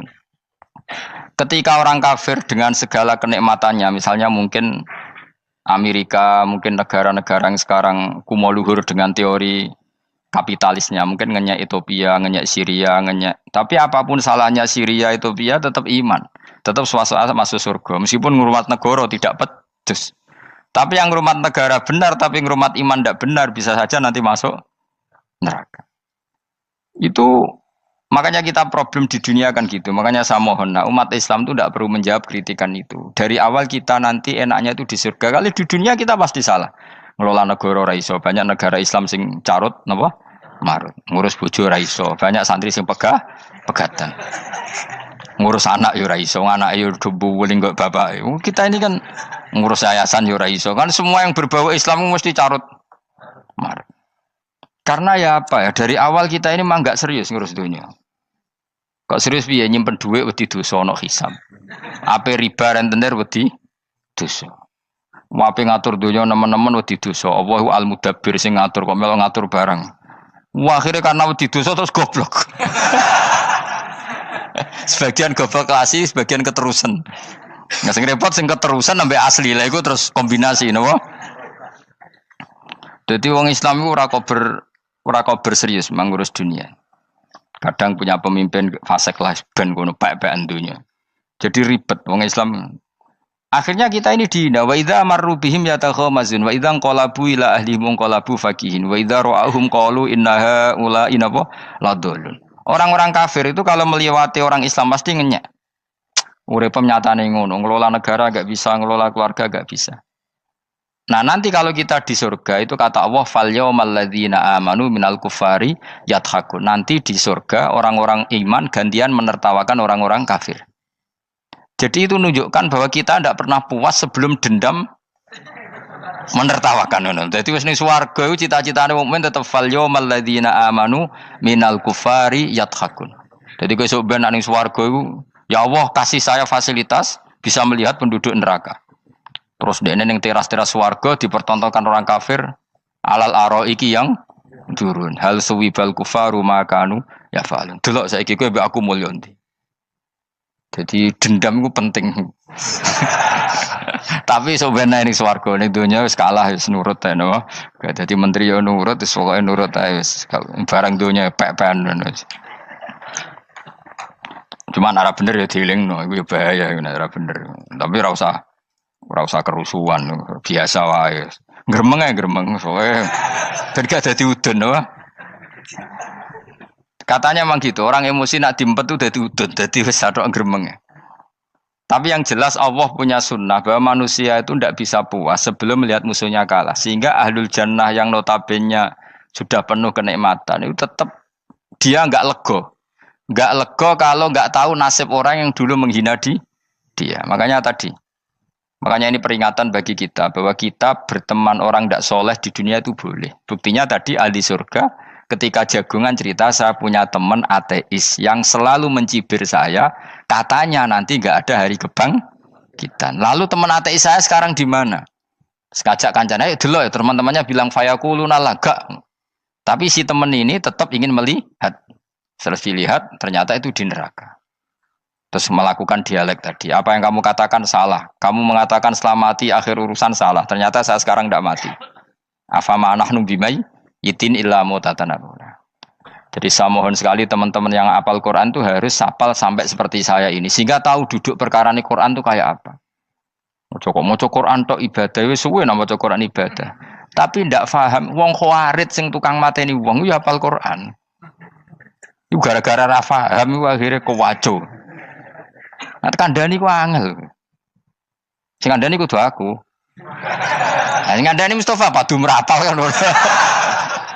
Sing kandhani kudu aku. Mbok yo wong ku mikir to. Apa gunane misalnya ki apal Pancasila. Tapi ra iso nglakoni napa? Pancasila. Ngapal tok keadilan sosial bagi seluruh pejabat. Antok ngomong ngono jelas timbang muni bagi seluruh rakyat Indonesia aja boleh. Quran juga gitu. Kita ini manusia punya watak dendam. Tapi dendam ini dikelola oleh Islam. Dendamnya mending swarga wae. Ning donya ben, ning donya mung sedhilu. Tenan betul. Orang-orang mukmin itu sampai belum lega kalau belum ketemu orang yang pernah mencibir. Yaitu tadi qala qailu minhum inni kanali qarin. Saya punya teman yang ketika di dunia selalu mencibir saya, inna kalaminal musaddiqina idza mitta wa kunna turaba wa idzaman aina lamadun. Teman saya itu selalu mencibir, masa kamu percaya hari kebangkitan? Kita nanti kan sudah jadi tanah, jadi tulang belulang, masa bangun lagi? Yang benar saja kamu. Nah, orang-orang yang mencibir ini kan sakit. Orang dicibir itu kan nah sakitnya itu terbawa sampai surga. Tapi nek kowe bener ora kok berdendam melane. Dadi dendam iku anane ning swarga, nek ning neraka ora kok berdendam. Dianjuti malaikat oleh dendam piye. Tapi bareng ning swarga happy-happy iku piye? Kancamu dhisik sapa wae. Ora kanca partai maksudnya kanca gitu. Ya dadi sok nang ning swarga musa-musamu delok. Jebule swargane sak dhuwurmu. Lan jogeman musa ya aku demen isin kowe sok ben. De musuh jebule swargane. Ndi musuhku sing wane aku delok. Terus jare kancamu teko, aku ning dhuwurmu. Ya jarang. Repot ya. Jadi terus kedua, peringatan dari Quran. Allah itu saking kudrohnya itu senengane gawe fitnah. Fitnah itu sesuatu yang enggak masuk akal. Jadi wong kafir utawa wong Islam piyambak iku kon iman sesuatu yang paradok. Iku kon ngimani ning neraka iku ana wit. Lah neraka iku panase ngono, ana wit. Mulane jare wong kafir Muhammad tambah suwe tambah ra waras. Mergo wong neraka iku makan sajarotus zakum. Mulane wong kafir tambah guyu Muhammad tuh gak waras. Jarene neraka banget panase, tapi di saat yang sama ngomong wit iso tumbuh. Mestinya neraka itu kan enggak ada pohon. Mulane Allah nate ngendikan wa ma ja'alna ru'yallati arainaka illa fitnatal linnas wasyajaratal mal'unata fil Qur'an. Jadi satu orang itu diuji disuruh ngimani Isra Mi'raj. Nabi yang tetap posisinya di Mekah diberitakan oleh Quran bahwa Nabi telah menembus langit Sabtu dalam lahdoh satu malam. Wong kafir malah guyu-guyu. Terus kedua ada pohon yang tumbuh di neraka. Mulane dawuh pangeran sebuti wa ma ja'alna ru'yallati arainaka illa fitnatal linnas wasyajaratal mal'unata fil Quran. Jadi diuji. Yes ngono dunya kaya wong Islam sakniki niku. Yang mengklaim negara Islam tata kelolanya carut marut. Yang negara non Islam kadang tata kelolanya rapi. Sehingga seakan-akan kita ini salah. Ngurus dunia wae ra iso, mung ngurus akhirat. Tapi saya berharap sing dicibir iki sok ben mlebu swarga. Dadi iso dendam. Tapi nek mlebu neraka iku ora kober dendam. Mulane kula mboten gadah rencana mlebu neraka mboten gadah. Kula niku nggih pendendam dadi mangkalku ben kesampaian sampeyan nak teng pundi?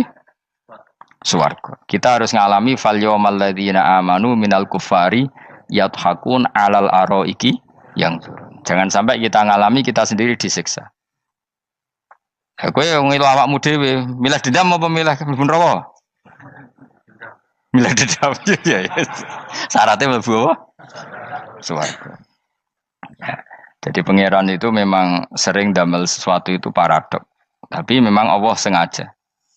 Mulane kula bolak-balik matur, ulama itu banyak, yang jaga akhlak ya banyak, yang jaga ilmu yang banyak. Kadang yang jaga ilmu itu yang akhirnya nyuwun sewu cangkem elek dan itu penting. Saya di mana-mana bilang, sesuatu itu kadang nggak bisa dijelaskan secara baik-baik. Syaratnya kudu cangkem elek. Cuma karena itu nggak mungkin kita nisbatkan pada nabi, ben aku wae sing tanggung jawab. Kalau nak dinisbatkan nabi kan elek, maksud nabi kok gerakan cangkem elek. Ben aku wae. Nak pancen salah, aku sing tanggung jawab. Tapi nyalahan aku neraka, yakin neraka. Siji yo ora level, napa Pak? Siji ora level. Dhisik sahabat itu akhirnya yo nyuwun sewu cara ora sahabat yo cangkem elek. Mergo mangkel. Ada orang munafik saking ora ngajari ngene. Kenapa saya bikin gerakan cangkem elek? Kok janut lho. Kowe asli elek maksudnya cangkemmu wis elek ora kok. Engko nang darane aku harus gebak ora asli cangkemmu wis elek. Wis ngono perkara dunya ora perkara hak. Nah kan perkara hak, cek keren. Wong munafik ku saking mangkelnone ning Kanjeng Nabi, saking kepengin Nabi itu ketok goblok, ketok salah. Iku kadang takok nggawa untane unta ya. Takok ya, "Mat, unta kuwi sing ngawini untane sapa? Kok anake kok ora kembar?" Terus ana sahabatmu sing cangkem elek koyo Ruhin. Tak pajangi aku. Kowe apa?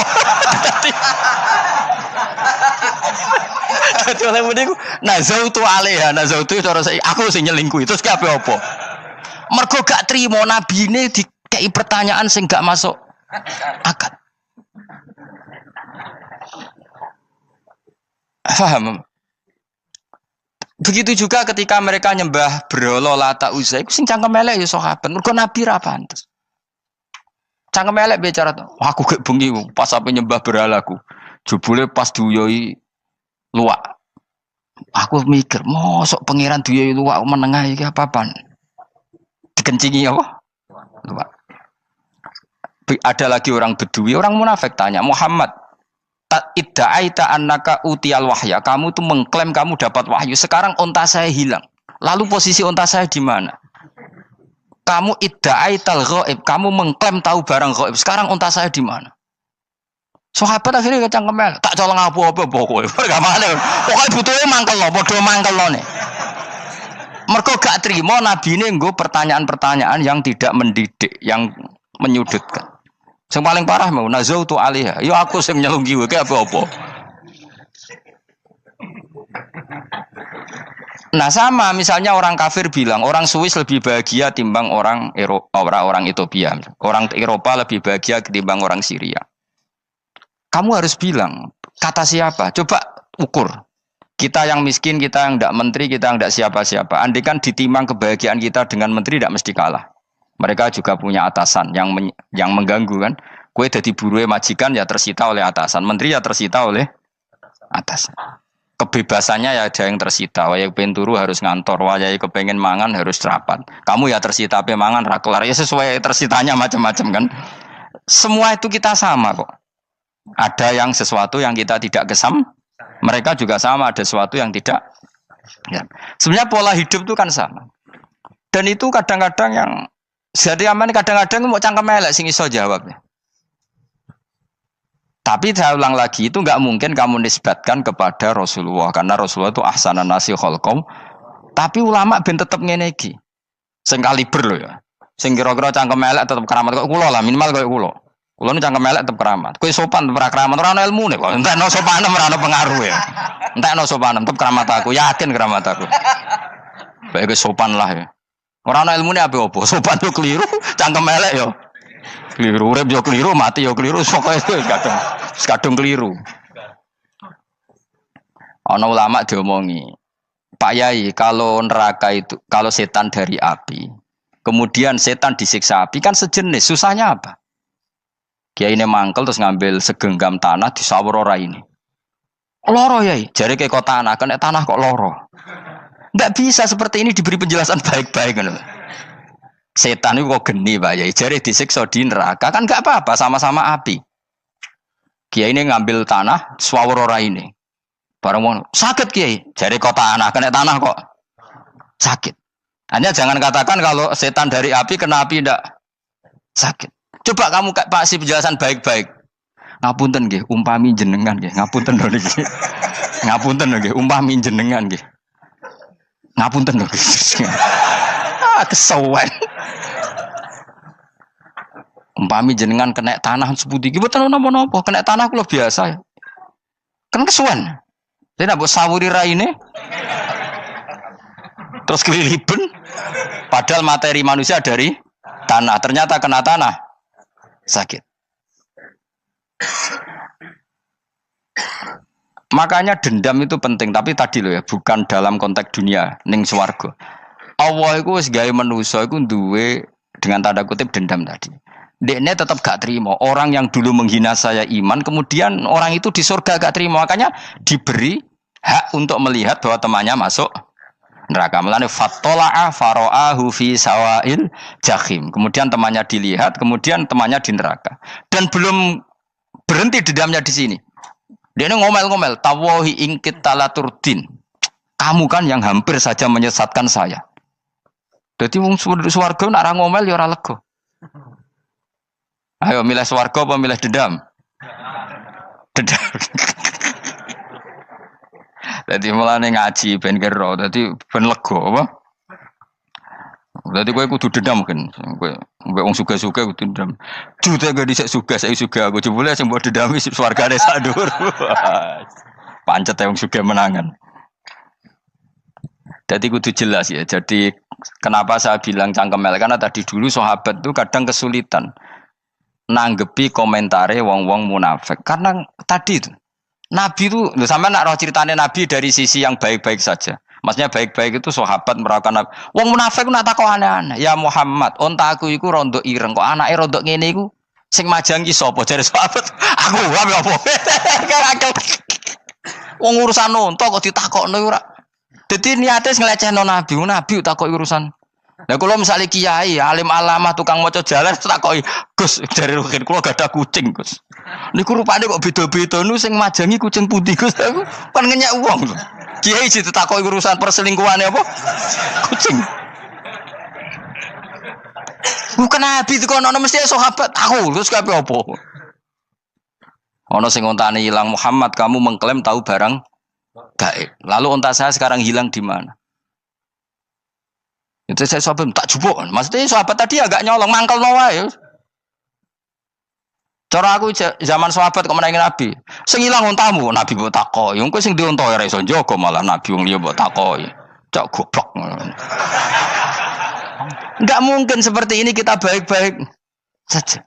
Jajal misalnya ke sopan, ngapunten nggih, Nabi sukani hak mikir ya. Malah kumo luhur kan? Nabi kasih waktu untuk meditasi. Kan malah gak kasil sopan gini iki. Unta-untamu dek takon Nabi lah enggak wis ora melok di dunya kan lebih gampang. Gampang di cangkem melek cangkem apik. Jawab. Gampang cangkem melek. Makanya dulu mulai sahabat ada sahabat kayak Umar, kayak Khalid bin Walid gue jagani wong sing ngene iki. Masyhur. Ana wong munafik neh takok, "Muhammad, kamu betul Mi'raj?" "Iya." Sayyidina Ali diparani takok yo. "Ali, sikile mangkat sitok diangkat. Angkat loro-loro ora iso. Ngono jare kancamu iso." Mergo artinya terbang kan kakinya terangkat semua. Sayyidina Ali karena wong pinter nganggep iku guyu tok Sayyidina Ali. Bareng takok Umar, kan dekne kepengen mengalahkan Nabi dan mengalahkan Ali. Terakhir ning Umar. "Mar, kowe iso ngangkat sikilem sitok." "Ta ini, pekno pedang mbek Umar." "Kewani iki." Ngono ku wis ra iso diadepi api-apian. Kok Umar wis ngerti iki ora kena diterangno mbek akal.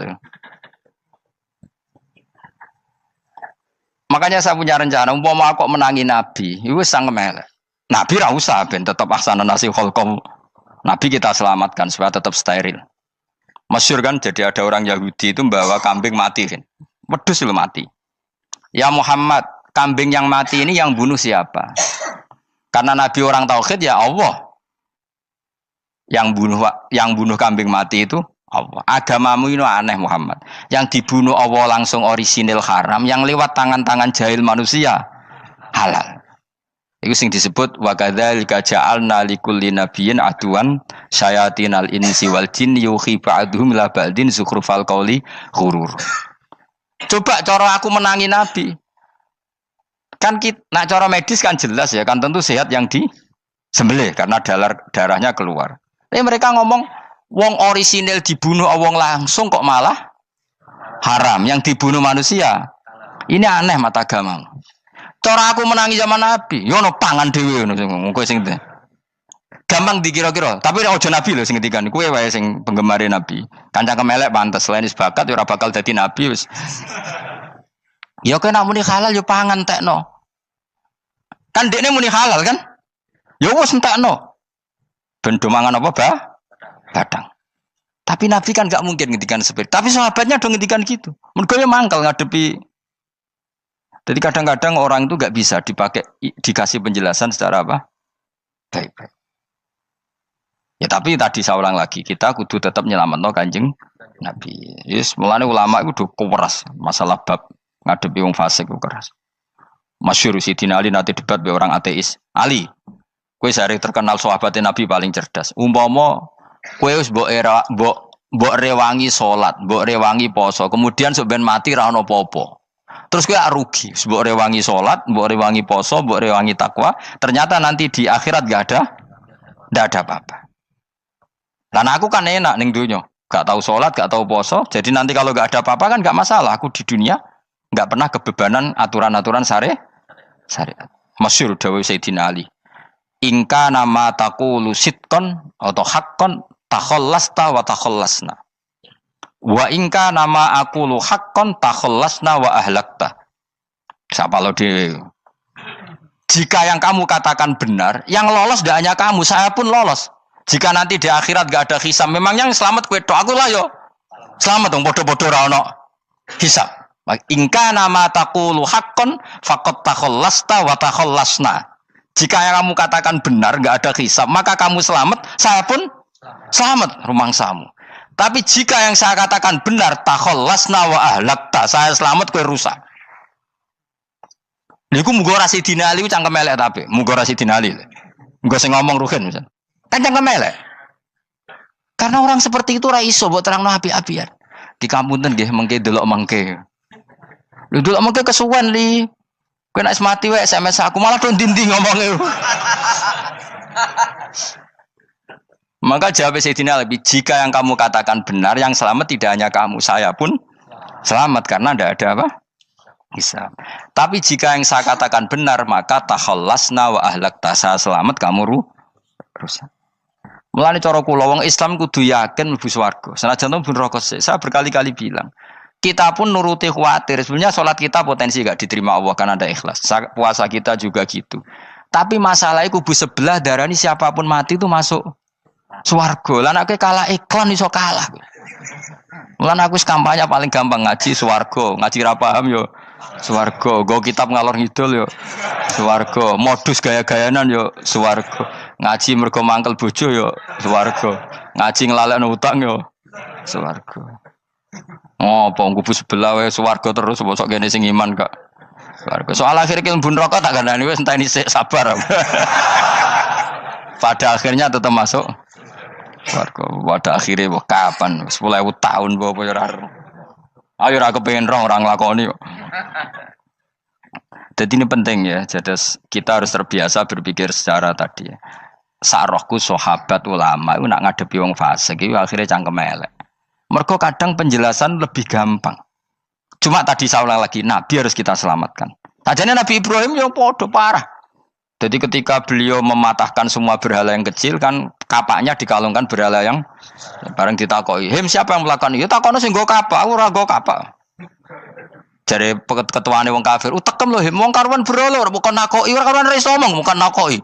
Lah utekem ning ndi karuan ora ngomong mbok sembah. Berhubung Nabi Ibrahim darane ngendikan, lah sing nyora aku. Lah yo muga iku ora nabi, iku cangkem elek ta cangkem apik. Muga ora nabi lho. Mergo Nabi Ibrahim diutek-utek, utekem lho, mu karuan berhala watu kok kon nako.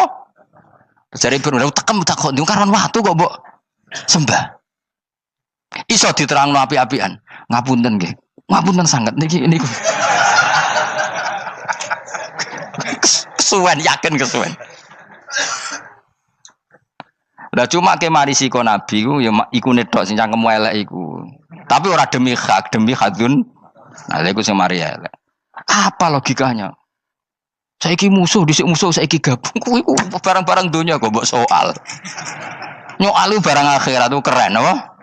Apa susahe ning donya nggo sujud, apa susahe ning donya nggo ibadah iku keren. Nyoal kok trimo. Dhisik musuhan kok saiki rukun ben donya kok mbok soal ben wis jegeman santriku di sini aku. Ciri utama wong apik nyebalano barang dunya, tapi nek akhirat seri. Kayak aku mestine paten soalku wis ngaji jalalan kok gak dadi wali ku maksudku piye? Tak ulang mulai 2005 kok ora alim-alim maksud. Tapi kita wari jawaban tawaduk. Ya tak wari jawaban apa? Karena kita ndak ingin nyaingi guru apalagi melangkahi. Ya tak warai ya. Jadi sajane kula saged alim Gus, tapi mboten sae nglangkahi guru. Mulane kula nyuwun pangeran tetep bodho. Kersane tetep sopan, tidak nglangkahi. Setuju ya? Dadi soalnya enggak takoki. 2005 lho kan 2005. Berarti pirang tahun? 14 tahun. Tak takoki dadi mubalek yo ora, khotib yo ora. Krungu kabar Ruhin Wali yo ora. Nuruti kecewa. Tapi setelah ada jawaban tawaduk ya soleh. Memang enggak baik, murid nyalip guru itu enggak baik. Ya ora apik, ora iso ya ora terus pokoke. Jelas gitu. Terus niki bukti orang soleh itu boleh berteman orang macam-macam. Bernya ini ahlul jannah bercerita dulu punya teman ateis. Jelas gitu. Yang teman itu mengingkari adanya hari kebang, tapi nyatanya orang soleh ini tetap masuk surga. Artinya apa? Pertemanan di dunia sama orang ateis ini tidak menghalangi dia masuk surga. Tentu ya sebatas pertemanan. Ora konco golek demenan iku ora jenenge konco iku. Maksudnya berteman mungkin satu kantor atau ditakdir tetangga atau ditakdir apa. Tentu tidak ngikuti apa kemaksiatannya, tapi tetap berteman. Karena istilahnya ini kanali korin, saya punya teman sohibun yungkirul ba'sa, saya punya teman yang mengingkari hari kebangkitan, yang teman itu setiap kali ketemu saya mencibir saya, inna kalaminal musad dikin aidza mitna wa kunna turaba wa idzaman inna lamadi madinun. Teman saya itu selalu mencibir, masa kita nanti dibangkitkan lagi padahal kita sudah jadi debu dan jadi tulang belulang. Lalu teman saya ini nasibnya gimana? Bersama Allah dipertontonkan, sananya teman itu masuk neraka. Intinya apa? Orang soleh ini ketika di dunia punya teman orang tidak soleh, dan itu tidak disalahkan Allah. Tetap dia ahlil jannah, dan temannya karena salah tetap ahlin. Nah, hanya gak ada cerita terus berhubungi kancamu, kowe mlebu neraka ndak. Makanya kita rileks saja di Indonesia. Kancanan tonggo wong macam-macam tenang aja. Sementing alaikum anfusakum la yadurrukum man dhalla idza tadaitum. Yang penting jaga diri kamu sendiri, dan setelah diri kamu terjaga tidak masalah orang sekeliling kamu sesat. Ya ayyuhalladzina amanu alaikum anfusakum la yadurrukum man dhalla idza tadaitum. Jaga diri kamu, kualitas hidayat kamu jaga, kualitas kebaikan kamu jaga. Setelah semuanya terjaga, tidak masalah orang sekeliling kamu sesat. Ya kayak teman ini, dia punya teman ateis tapi dia tetap islami, dia konsisten dalam mempertahankan iman, ternyata dia tetap ahlil jannah, padahal punya teman ateis. Jelas ya, terus niki supaya clear bahwa karena kita di dunia mesti berteman orang macam-macam. Apalagi semenjak saya dari Korea itu melihat orang Islam ingin bikin masjid, padahal bosnya orang ateis, teman kerjanya orang ateis. Tapi mereka nyatanya imannya tidak goyah. Mereka ingin bikin masjid, urunan bikin masjid, padahal temannya apa?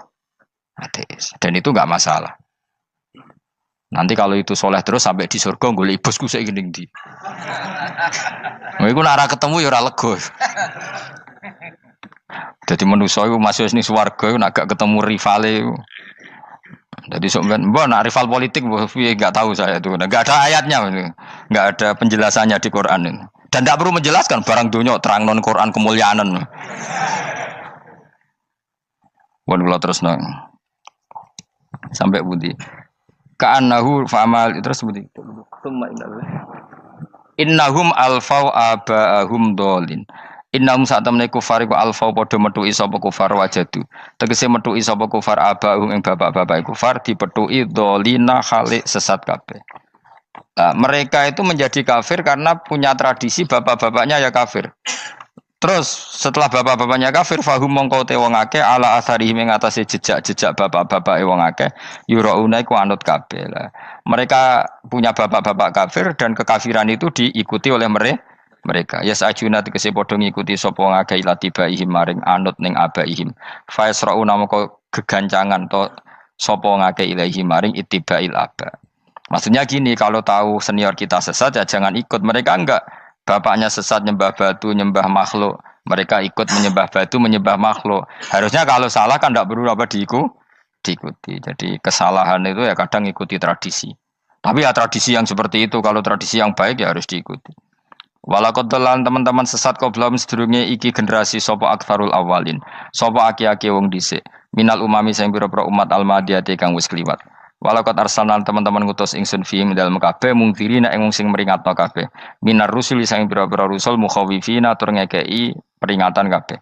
Fangzur mongko angen-angen sira kaifa kana hale kaya apa ana apa akibatul mudharin, apa akibate wong sing dikei peringatan ayil kafirin tegese wong kafir kabeh.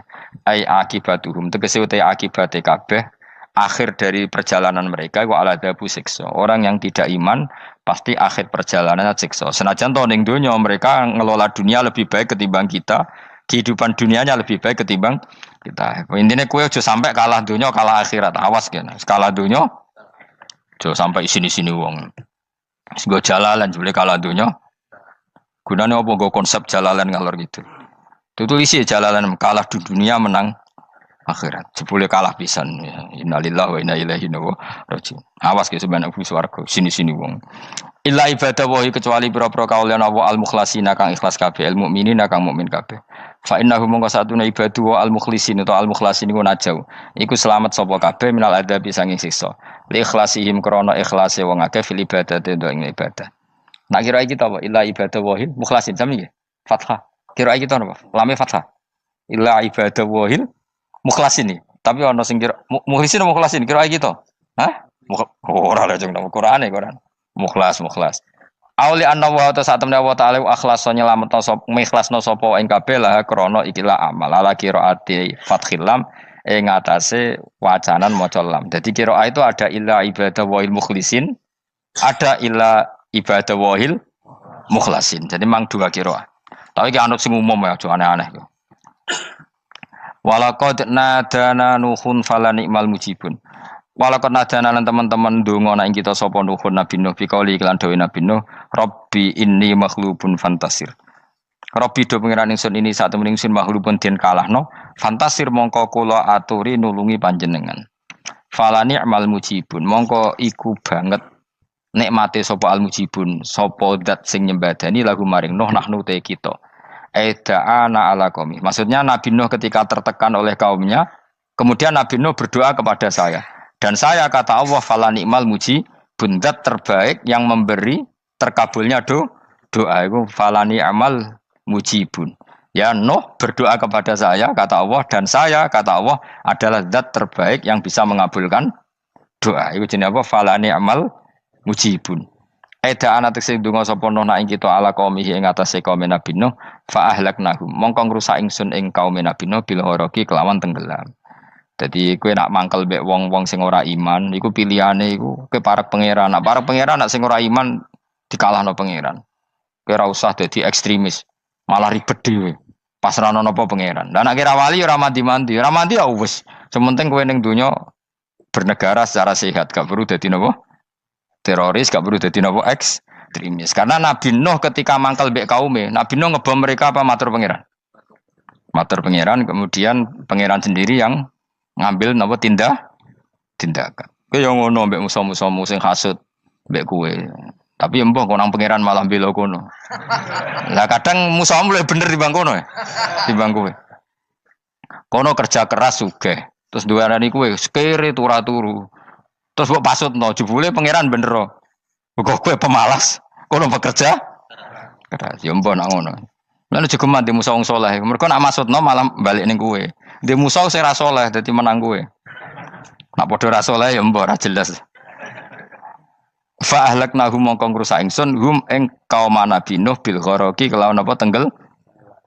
Sehingga nabi-nabi dulu nak kecewa mbek musuhe iku mature teng pangeran. Mboten kalau perang itu beda loh.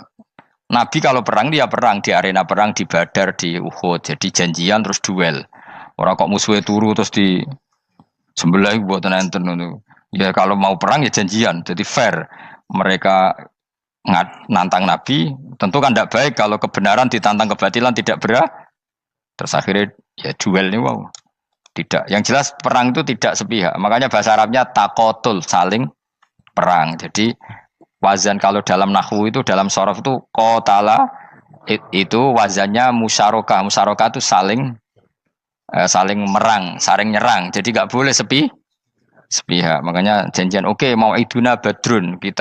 Perjanjian kita ketemu di apa? Badar terus ketemu. Ora kok limbe-limbenan niku mboten. Memang tarung. Jadi keren. Sing kalah ya keren, sing menang ya keren. Mergo corong Jawa wani adep. Mboten nyulik niku mboten. Sehingga disebut muqatalah atau napa kital. Masdarnya itu qatala yuqatilu muqatalatan. Malah latihan sorab lah jong. Karena syarat mufassir itu harus ahli napa? Sorab. Wa najinahu lan nyelametno ingsun ing Nabi Nuh wa alahu lan keluargane Nabi minal karfil azim saking banjir sing gedhe. Ail gharqi tegese selamat sangka tenggelam. Wa ja'alna lan gawe ingsun zuriyata yang anak turun Nabi Nuh hum albakin. Fanasu mongko te manusa kulhum kabeh nasikum minasli sanging turun Nabi Nuh alaihis salam. Makanya jenengan yang syukur. Jadi turunan yang sekarang itu sudah steril. Saya ulang lagi. Kamu ini sudah turunan yang steril. Tidak ada bapak yang kafir. Yo kowe kabeh sing ngaji Jalalain. Kowe kabeh. Ini mbah-mbah kamu sudah apa? Steril. Karena manusia pertama Nabi Adam, terus Nabi Adam seterusnya itu masih ada yang kafir macam-macam. Era Nabi Nuh ini bapak kedua. sing kafir tenggelam kabeh, terus ada orang 80 semuanya mukmin. Makanya kita-kita yang sekarang itu istilahnya Allah dzurriyyataman hamalna ma'nuh. Kita ini turunan orang yang diangkat di perahunya Nabi Nuh. Makanya manusia pertama dari Nabi Adam, terus itu masih macam-macam. Era setelah Nabi Nuh sudah steril, enggak ada lagi yang apa? Kafir. Umpama mbah-mbahmu ana sing kafir meneh, iku ya kafir sing ora asli. Sehingga engkau ya langkai wae. Mesti aja anggap langkai wae. Terus melok mbah sing napa? Sing mukmin. Ya jelas ya, fannasu kulluhum min naslihi alaihis salam. Jadi setelah periode banjir itu semua manusia itu sudah turunan Nabi Nuh dan pas itu sudah steril semuanya apa? Mukmin. Ya orang 80 semuanya orang apa? Nah, setelah itu ada lagi yang kafir. Lah aku ora roh iku sing dadi mbahmu ta ora roh. Ya ora perlu roh kowe. Mulane ora apal nasab penting kanggo biasa ben ora roh. Tadi fanasu mongko te manusa kulo mis kabeh nas iku min naslihi saking turunan Nabi Nuh alaihi salam. Bakana lan ana iku lahu kedene sapa salah satu auladin sapa telu pira-pira anak Sam. Pertama Sam wa Abul Arab wa Faris wa Rum wa Ham wa Abu Sudan. Sing Ham Abu Sudan, bapake wong napa? Sudan. Wa Yafas, ana sing maca Yafis. Yafas Abu Turki, bapake wong pundi? Wal Khazar, wa Ya'jud wa Ma'jud wa Magunalika. Mbah kowe minduane sing tira babamu sing Abul Arab ira ngembek sek. Persi kita ya kurang ganteng. Rom kira ora wong Itali. Kowe turunan ndi? Ham iku paling Abu Sudan wong ireng-ireng. Paling iku. Wis ben ngono, ben wis. Wa tarakna alaihi fil akhirin. Wa tarakna lan nyisano ingsun apa koina tegese nyisano ingsun ali ngatasin no tak sisano sanaan khalidati pangaleman hasanan kang apik fil akhirin ing dalem periode-periode sing akhir. Minal anbiya sing pira-pira nabi wal umami lan pira-pira umat ila yaumil kiamat itu maka maring dina kiamat. Nuh jejak-jejak kebaikannya akan saya maklumatkan kebaikannya sampai ila yaumil kiamat. Mulane ra ono barokah kados ngaji, jenengan kudu syukur ngaji. Misalnya Nabi Nuh dititahno Allah akan dipuji ila yaumil kiamah. Yang muji siapa kalau enggak kita-kita ini? Barokahnya ngaji, kita tahu kehebatan Nabi Nuh, kita tahu sejarahnya Nabi. Berarti yang muji Nabi Nuh siapa? Ya kita-kita ini yang ngaji. Andai kan enggak ada yang ngaji, orang tahu enggak tentang Nuh? Enggak tahu kan? Makanya banyak wali yang enggak suka doa. Bukan karena anti doa enggak, katanya saya yang didoakan para yang sudah meninggal. Karena yang sudah meninggal itu sangat mencintai kita. Lan kula itu termasuk ulama sing jarang ndonga. Nggih ndonga tapi juarang banget. Ora koyo kowe men ndonga ora tau mandi. Kula nu jarang ndonga karena dawuh Kanjeng Nabi, siapapun yang menghidup-hidupkan sunnahku otomatis layak mendapat doaku. Dawuh Nabi masyhur, ala khulafai rahmatullah. Siapapun yang mengganti saya berhak dapat rahmatnya Allah. Manhum ya Rasulullah. Siapa itu? Alladzina yuhyuna ma amatahun nas min sunnati, orang yang menghidup-hidupkan sunnahku yang sudah mati. Coba Nabi Nuh sekarang dapat titah dipuji di dunia ila yaumil. Yang muji siapa coba? Kita-kita kan. Karena kita menerangkan sejarah Nabi Nuh bahwa beliau adai ila Allah, beliau konsisten berjuang ila tauhid. Coba kalau tidak ada orang ngaji, siapa yang tahu Nabi Nuh? Man huwa, siapa dia? Kan tidak ada yang peduli. Itu kayak kasus Musaddaq dulu. Katanya Musaddaq kan punya pengaruh 40.000 orang yang ngakui Musaddaq itu Nabi. Ternyata itu keliru, itu hoax. Saya termasuk orang yang menanyai kenapa mereka menabikan Musaddaq. Tak tanya, kenapa kamu percaya Musaddaq Nabi? Memangnya kenapa kalau dia Nabi? Nah, kamu tahu Nabi apa? Nabi itu apa? Tidak tahu. Iya gitu sih. Makanya saya itu menyayangkan ada berita. Sebenarnya yang mereka mengatakan Musaddaq Nabi itu tidak tahu Nabi apa itu tidak tahu. Cuma mereka percaya demokrasi. Kalau dia ngaku Nabi susahnya apa sih? Pikirannya itu. Susahnya apa kalau dia Nabi? Lah kamu tahu Nabi apa? Enggak tahu jadi. Repot kan? Itu kan seperti orang pakai nama Ghazali tapi enggak tahu sakralnya Imam Ghazali. Akhirnya ngefly. Jenenge Abdul Qadir Jilani beling ora karuan. Mergo ya ora roh. Ya kok jenenge Mustofa ini. Orang pilihan tapi ya kelakuane ngene iki. Aduk Ruhin jus wong sing tukang istirahat. Dadi maknane Mas Ruhin wong sing seneng. Mulane turu. Dadi sarohae maknane istirahat. Nganggo sintasin. Sinta itu tukang istirahat bener urip pemene iki. Ya ora apa-apa, donya sepele kan tinggal istirahat. Jadi makanya kan nggak ada ulama yang nggak dicintai para wali yang sudah meninggal karena tadi siapapun yang menghidupkan sunnahku setelah sunnah itu mati maka dapat doaku. Sehingga ulama ya doanya ya biasa aja, ndak usah berlebihan, just donga. Karena kita yakin dongane Nabi luwih mandi timbang doa kita. Kalau kita menghidupkan sunnahnya Nabi, ngaji maksudnya. Cuma namun di sunnah Rasul gak tahu ngaji. Sunnah Rasul yo ngaji iku sing karuan. Wis jelas Nabi itu status pokoknya apa? Pengajar apa? Masyhur itu. Buistu mualliman. Sebagian riwayat pakai innama buistu muallim. Saya diutus hanya sebagai pengajar. Termasuk melakukan sesuatu yang tidak ideal itu Nabi lakukan demi status mengajar. Misalnya begini, sama tak bedai, kok tak latih pinter. Tawaf jalan kaki sama naik skuter atau naik kendaraan itu afdal mana? Enggak, jawab saja. Afdal jalan kaki. Tapi Nabi ketika tawaf itu naik unta. Naik apa? Sehingga ulama ijma tetap saja tawaf naik unta sama jalan kaki afdal jalan kaki. Padahal Nabi kalau tawaf itu karena Nabi naik unta itu statusnya adalah mengajar, menunjukkan kalau itu sah. Jadi nilainya bukan enak-enak naik unta tapi mensyariatkan kalau itu sah. Dong ya. Kayak saya pakai baju hem. Dengan orang Arab pakai jubah, mungkin cara Allah itu afdol saya orang Indonesia loh ya. Maksudnya saya ini orang Indonesia. Maksudnya saya orang Indonesia, saya ulang lagi. Bukan dengan status Habib atau ulama atau orang Arab. Guling-gilingan bahwa saya mengesahkan baju hem untuk sholat. Makanya dulu pernah di salah satu komunitas tabiin, saya ulang lagi tabiin. Itu semuanya pakai jubah, pakai serban. Jabir yang sahabatnya Nabi termasuk Abdullah bin Mas'ud, dia datang ke masjid, jubahnya itu dicopot, terus dia sholat tanpa pakai jubah. Sampai geger tabiin, ini gimana sahabatnya Nabi sholat kok pakai jubah, jubahnya dicoplok, dicendel loh. Terus dia sholat. Ketika sholat ditanya, ya sahibah Rasulullah, kok ini sahabatnya Nabi sholat pakai jubah kok malah dicopot. Supaya kalian semua tahu bahwa kita dulu zaman Nabi biasa sholat pakai sarong terus diikatkan di leher saking tidak menemukan jubah. Tapi itu menjadi penting supaya orang tahu bahwa syarat sahnya sholat tidak bergantung harus pakai jubah. Meskipun kita sepakat pakai jubah sunat, kita selalu sepakat pakai jubah sunat. Tapi harus ada yang enggak. Kalau semua kiai pakai jubah, nanti satpam harus pakai, supir harus pakai. Karena kalau mau sholat jadi bingung. Ini barokahnya Jabir, orang tahu oh, ternyata sholat itu yang paling pokok adalah nutupi aurat. Sama Rasulullah itu kadang tidak melakukan ibadah kelas paling afdol. Kayak tadi beliau tawaf naik unta. Tapi itu menjadi afdol karena nilainya mengajarkan bahwa itu sah. Paham gitu? Terus beda. Perilaku sama pengajaran itu beda. Rasulullah itu gak mungkin sholat lupa. Tapi Nabi pernah lupa. Andai kan Nabi tidak pernah lupa, kita tidak tahu caranya kalau sholat masyhur itu. Nabi pernah sholat hanya 2 rakaat, terus beliau akan pulang, terus sahabat diam semua karena mereka punya adab, terus ada orang yang agak bedui. Aku sirati sholatu amnasita ya Rasulullah, ini sholat model qashar apa memang kau lupa?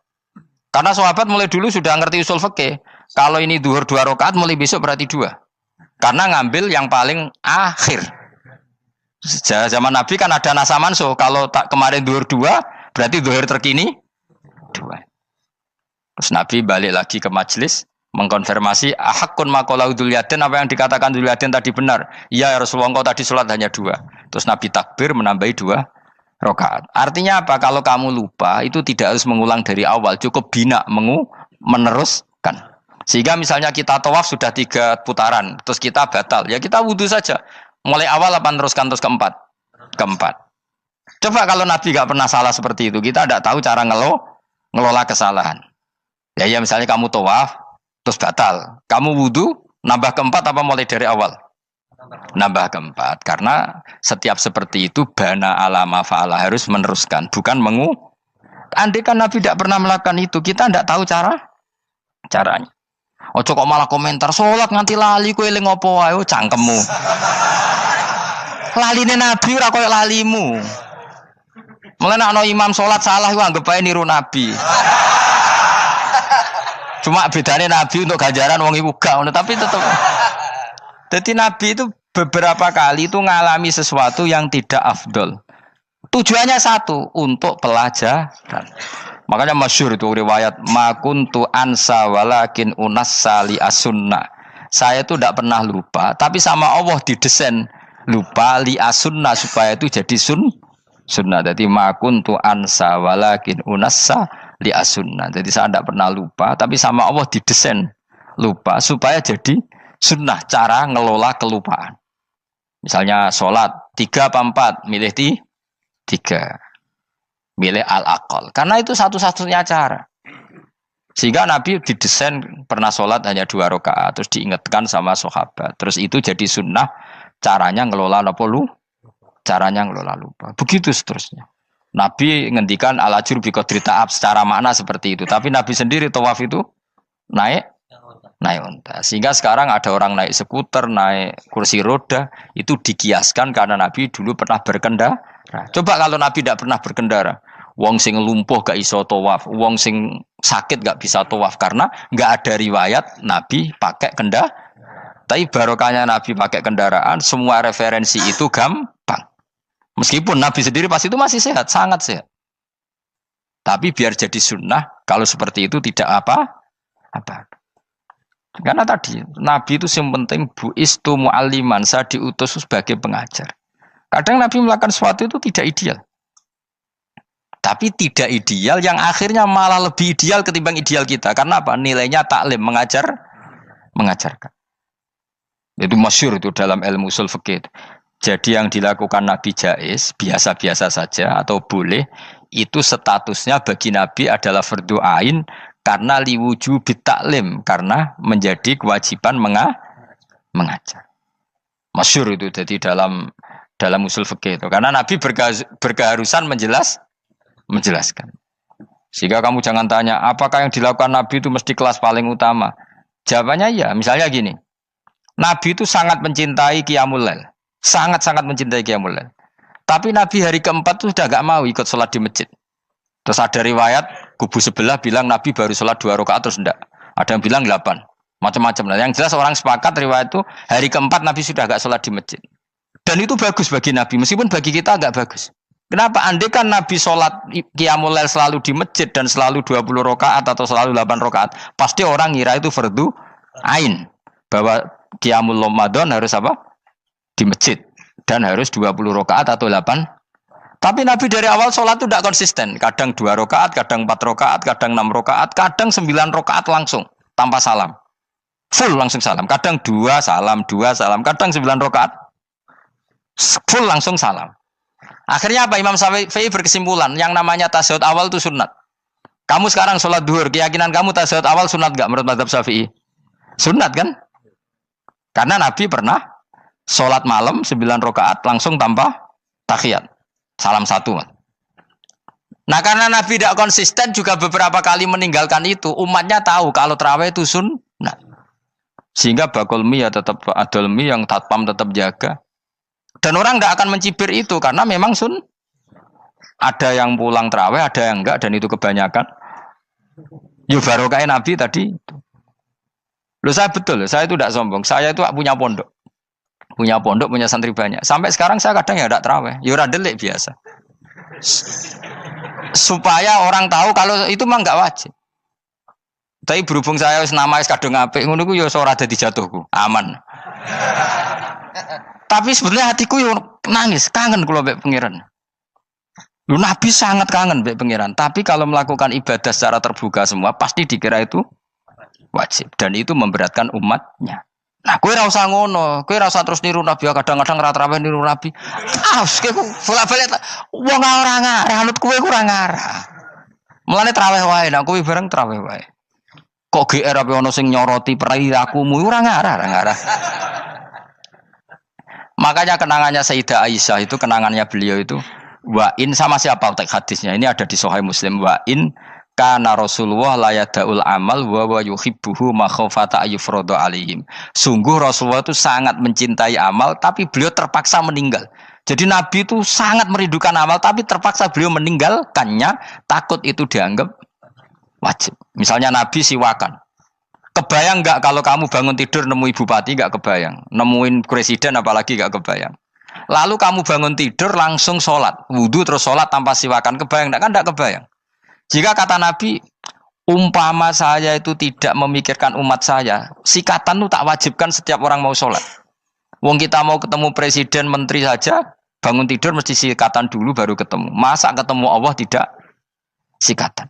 Artinya Nabi itu nggak kebayang, nggak pakai siwak tuh nggak kebayang, karena mau sowan pangeran. Padahal lisannya Nabi sudah thayyib, sudah wangi. Tapi Nabi terpaksa kadang-kadang meninggalkan siwakan itu karena takut nanti dikira wajib. Kayak apa Nabi? Artinya Nabi pas siwakan ya baik karena menunjukkan itu sunnah, pas tidak juga baik karena ini menjadi pelajaran kalau itu tidak wajib. Lah nek kowe pas ra siwakan mergo dablek ngono lho. Mulane kowe ojo kan kayak jajal ya kangkang sing biasa rokokan, bariku ana komat langsung salat tas siwakan. Sing biasa ngaji sore iku lho ora usah contoh ado-ado. Gak kelakuanem lho. Iku perkara niru Nabi ta perkara rasa-rasane jawab. Jadi Nabi itu beda. Perilaku apa saja itu jadi teladan, akhirnya jadi referensi.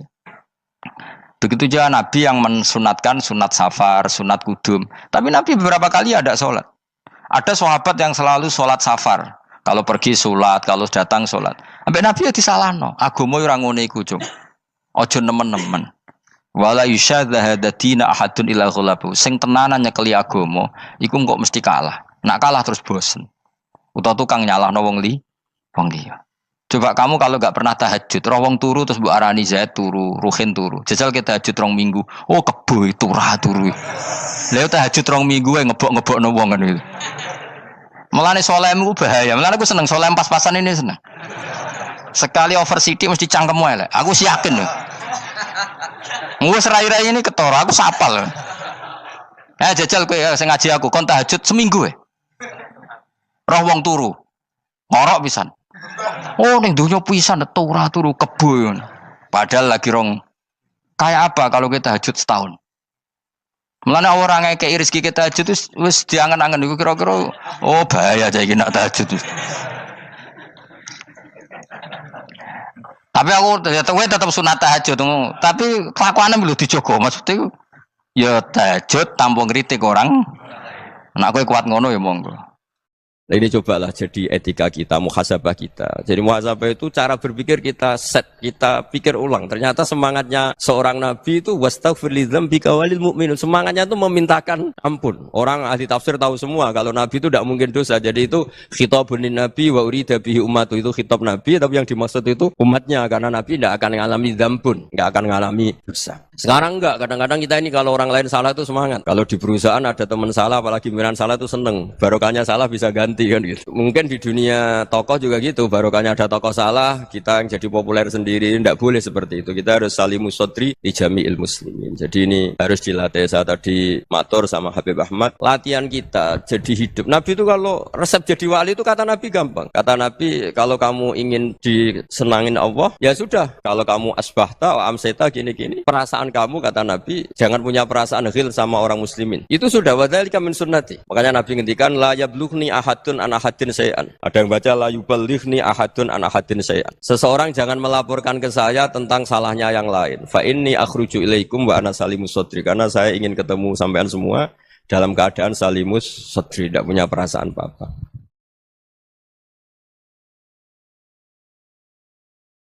Dalam konteks Indonesia, muhasabah itu sudah jadi perilaku ya, karena dulu orang tua saya, guru-guru saya kalau ngandani itu, bayangkan kalau kamu jadi dia ya. Jadi misalnya kita mentang-mentang atasan, otoriter sama bawahan, bayangkan kalau kamu jadi yang bawahan itu kayak apa. Laukun tamakana, kalau orang Arab bilang, bayangkan kalau kamu di posisi dia. Makanya guyonannya orang-orang Indonesia itu kan orang ngaramkan judi gitu, bareng dikasih tahu. Tapi yang menang anak jenengan, alhamdulillah. Ternyata ngaramkan itu karena ada anaknya. Kalau anaknya yang menang ya seneng.